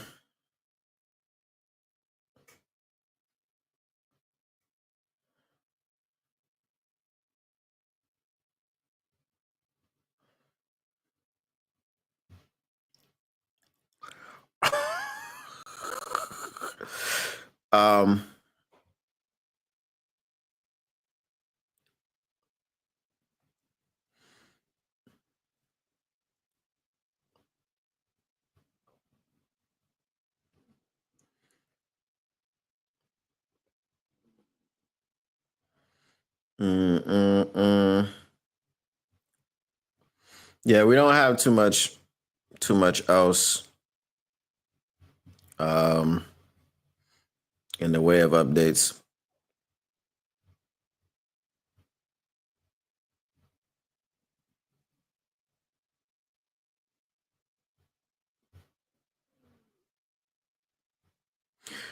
Lions All-Pro wide receiver Amon-Ra St. Brown is the only player in Madden 26 with a 99 overall catch rating. So there you go. All right. Since we don't have any more updates, I will give you guys a link.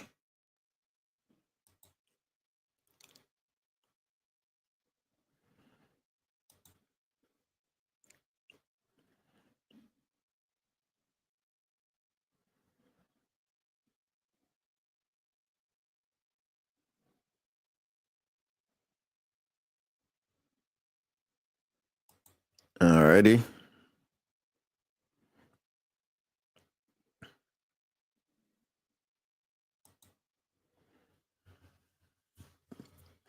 Give you guys a link because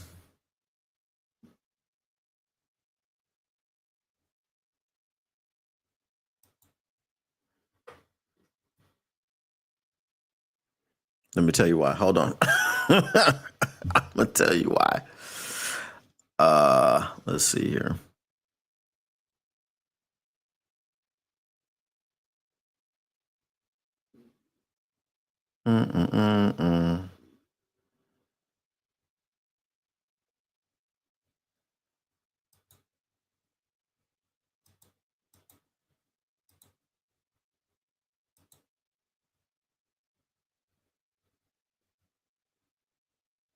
There will be a reason. Okay, there will be a reason. 1 second. The reason is not happening right now, but I can promise you there'll be a reason.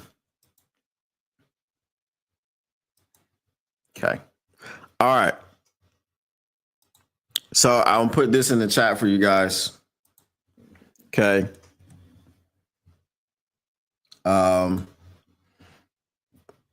Make sure you go ahead and subscribe to Motor City Cats. I'm most likely, if no one else is doing it, I will be doing games this season on LNU. I'll have to just see.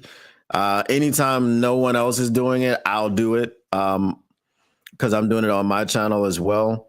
So some of you are here through the Motor City Cats channel. Some of you are here through the LNU channel. I'm doing them both at the same time. So go ahead and subscribe to Motor City Cats.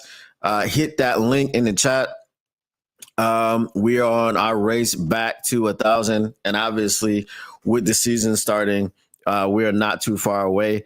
So we need about 175 more subscribers to get back to 1,000. And I do say back because I was over 1,500, or I was around 1,500 when I left the other place that I was at, the place where I wasn't allowed to drink 40s and smoke weed on camera. Not that I ever have or ever do. I just wasn't allowed to do so. But make sure you go ahead and smash the like button, smash the subscribe button, smash the share button to let everybody know what is going on in this illustrious fan cave around here.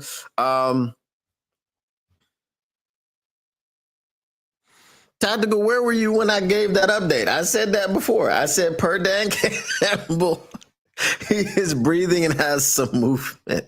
But shout out for putting it in the chat. It's Lions Rumble 81 says Detroit Lions setting the trend. It's bigger than the game. Yeah, that was a trend that was set. Shout out to the players and coaching staff for setting the tone and standards. Dan Campbell was absolutely animated on the field. Dan Campbell did say he was breathing and talking and showed movement. Right. So facts. These are all good signs, all great signs. When it happened, I said it looked more serious than it was. And hopefully that is the prognosis. Hopefully it looked a lot more serious than it was. Obviously, if it's a concussion of that sort, he's going to miss some time. So I guess they'll evaluate how they move forward, because there are 2 more weeks left in the preseason / training camp. So if you'd like to get Maurice back this season, which is, I think, now on the table, then you can't put him on IR during training camp. So you have to be strategic with it. But again, the most important thing is his health. And it would be fantastic if he's able to play again this season, because that would just show you that his health is 100%. He is 100% recovered, and there are no lingering effects from this injury. So you love to see that a serious injury or a serious looking injury is not as serious as it looked. You love to see that, because you never want to see any type of injuries, especially not serious injuries. But that is what that is. Oh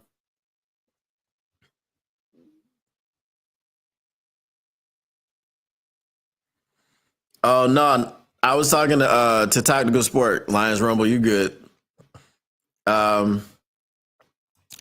Said his salary should be guaranteed, no ifs, ands, and buts. Facts, right? This is why we were talking about this earlier. These are the types of things that you see. Is why you go, okay, this person's contract should be guaranteed, because while it does look like Maurice Norris is going to make a full recovery, there are players out there that stuff like this happens and they're never able to play again. You know what I mean? So we want to make sure that outside of the game, outside of the lines, people's quality of life is the best that it can be. And if I signed a contract to play this type of sport, this type of game, when I know that I'm always one play away from severe injury, one play away from serious injury, one play away from catastrophic injury, my life can be taken away, my career could be taken away, my quality of life can be changed and altered forever. Yeah, guarantee my contract. That's all. Owners, you guys have the money. It's not a thing where, but, the NFL union has to get stronger. We talked about this before. The NFLPA is a very, very weak union, which is why they don't have lifetime health care and insurance and all these things because they've never fought for it. So hopefully things like this will just spark the change that needs to happen, and they will go ahead and start standing on the table to get fully guaranteed contracts for everybody. So it's needed. It's about time. I think it's the only professional league that doesn't have it. You know, baseball, basketball, I think, and hockey have fully guaranteed contracts. Why not the NFL? The NFL is king. It brings in the most money. And so with it bringing in the most money, you know, you should be getting guaranteed contracts.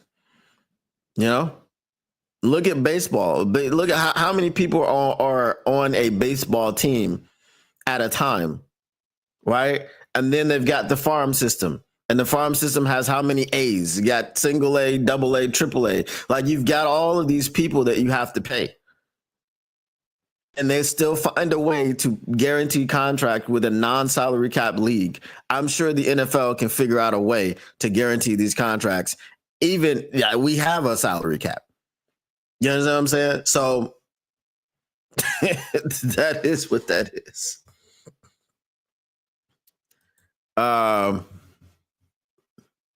Right. So we need to get that done. But guys, please make sure right now you run over everybody. We got over 1,000 people in here right now. We got over 1,100 people in here right now. If all y'all go and subscribe, I will be at 1,000 real quick. So make sure you guys, please, for me, run over, smash that link, go over, hit the subscribe for Motor City Cats. I am live Mondays on LNU. I'm live on Tuesdays and Wednesdays on my channel.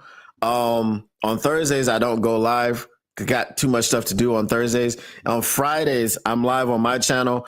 But the change is going to be through this season. Once we set it up, it'll be a similar situation with Syndicate Detroit Sports on Friday, where I will be live on both my channel and Syndicate Detroit Sports. I will be dropping videos over there as well. So make sure you subscribe everywhere so that you don't miss me, I don't miss you, and we can interact. If you're new here or if you've never seen me before, you never interacted with me, the chat is my friend. I love talking to the chat, interacting with you guys, because what is the purpose of me just sitting here talking to myself, right? So you guys will be heard. You guys will be read. You don't necessarily have to send a super chat, but if you want to send it, you can. I don't require it for you to get to the top of the line. So please go ahead, do me that favor, run over to Motor City Cats right now and subscribe. We'll be back. What's today? Today's Friday. Okay. So we will be back on Monday right here on LNU. We will break this thing down with a little bit more fervor and ferocity than we had after the game because of the unfortunate circumstances of how it ended. But once again, the Motor City Cats are indeed back at it. I appreciate you, Lions Rumble. He said Bobby B. Bonilla was getting paid for decades. Facts, right? Don't forget the Discord. Oh, yeah. Let me hit you guys with the Discord link. And I just had Discord open because Flying Hawaiian sent me a message. All right, let me hit you with this right quick. Let's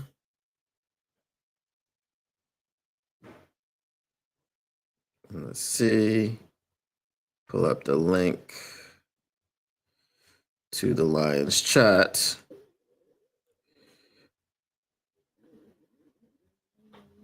Where is my link?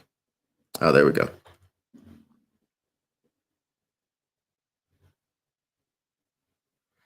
All right, because you have to make a fresh link for Discord because they do expire. All right, so I got that there. I will throw this here.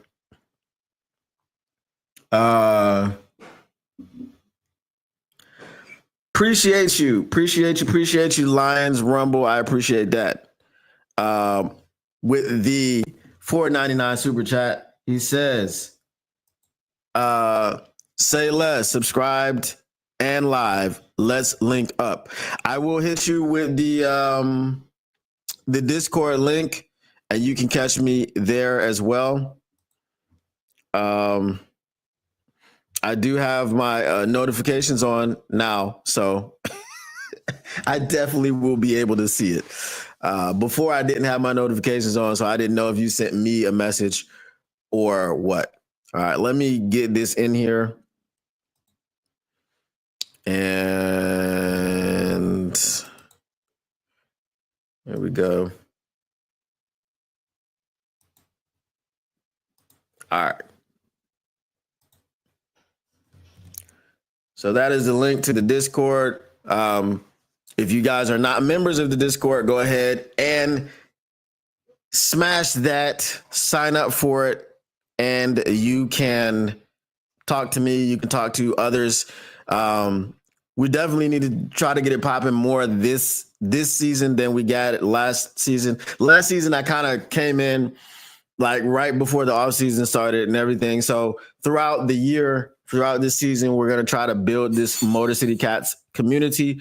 And then also the people involved with LNU, the people involved with Syndicate Detroit Sports, all that.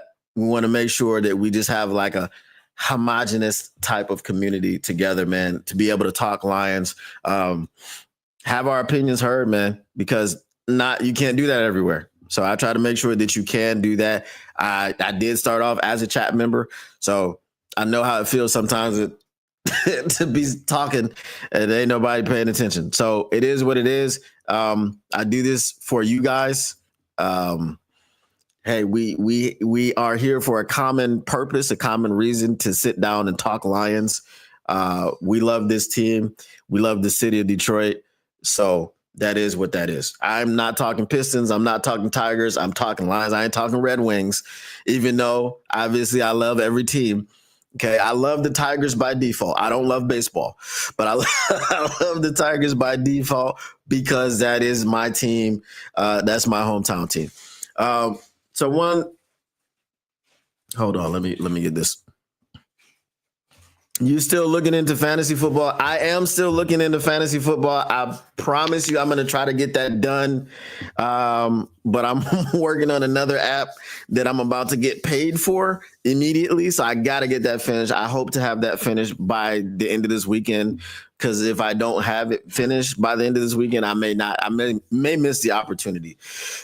It's tax time here and it's a tax app. So I need to get that taken care of. But once I get that done, then yes, I will immediately switch my attention back to the fantasy football app and try to get that launched before the regular season, so everyone will be able to draft and everyone will be able to, dabble in my platform and see what it is. But yes, hopefully I'm gonna work really hard to try to get all of those things done within the week, so that we can test them out and we can make sure it's a viable platform, because I don't want y'all playing fantasy football and not being able to access certain things. So appreciate you, Lion King, for the reminder. All of that is on my to-do list, which just like everything else, I got so much on my to-do list. It's not funny. Like milk, homogenize, all jokes respect. Exactly. Just like milk. All right. Appreciate you guys once again. The Motor City Cats are indeed back at it. We came to give you stats, none of that static. Whatever you do, make sure you keep your Lions news pragmatic, and we are out. Peace. See you on Monday.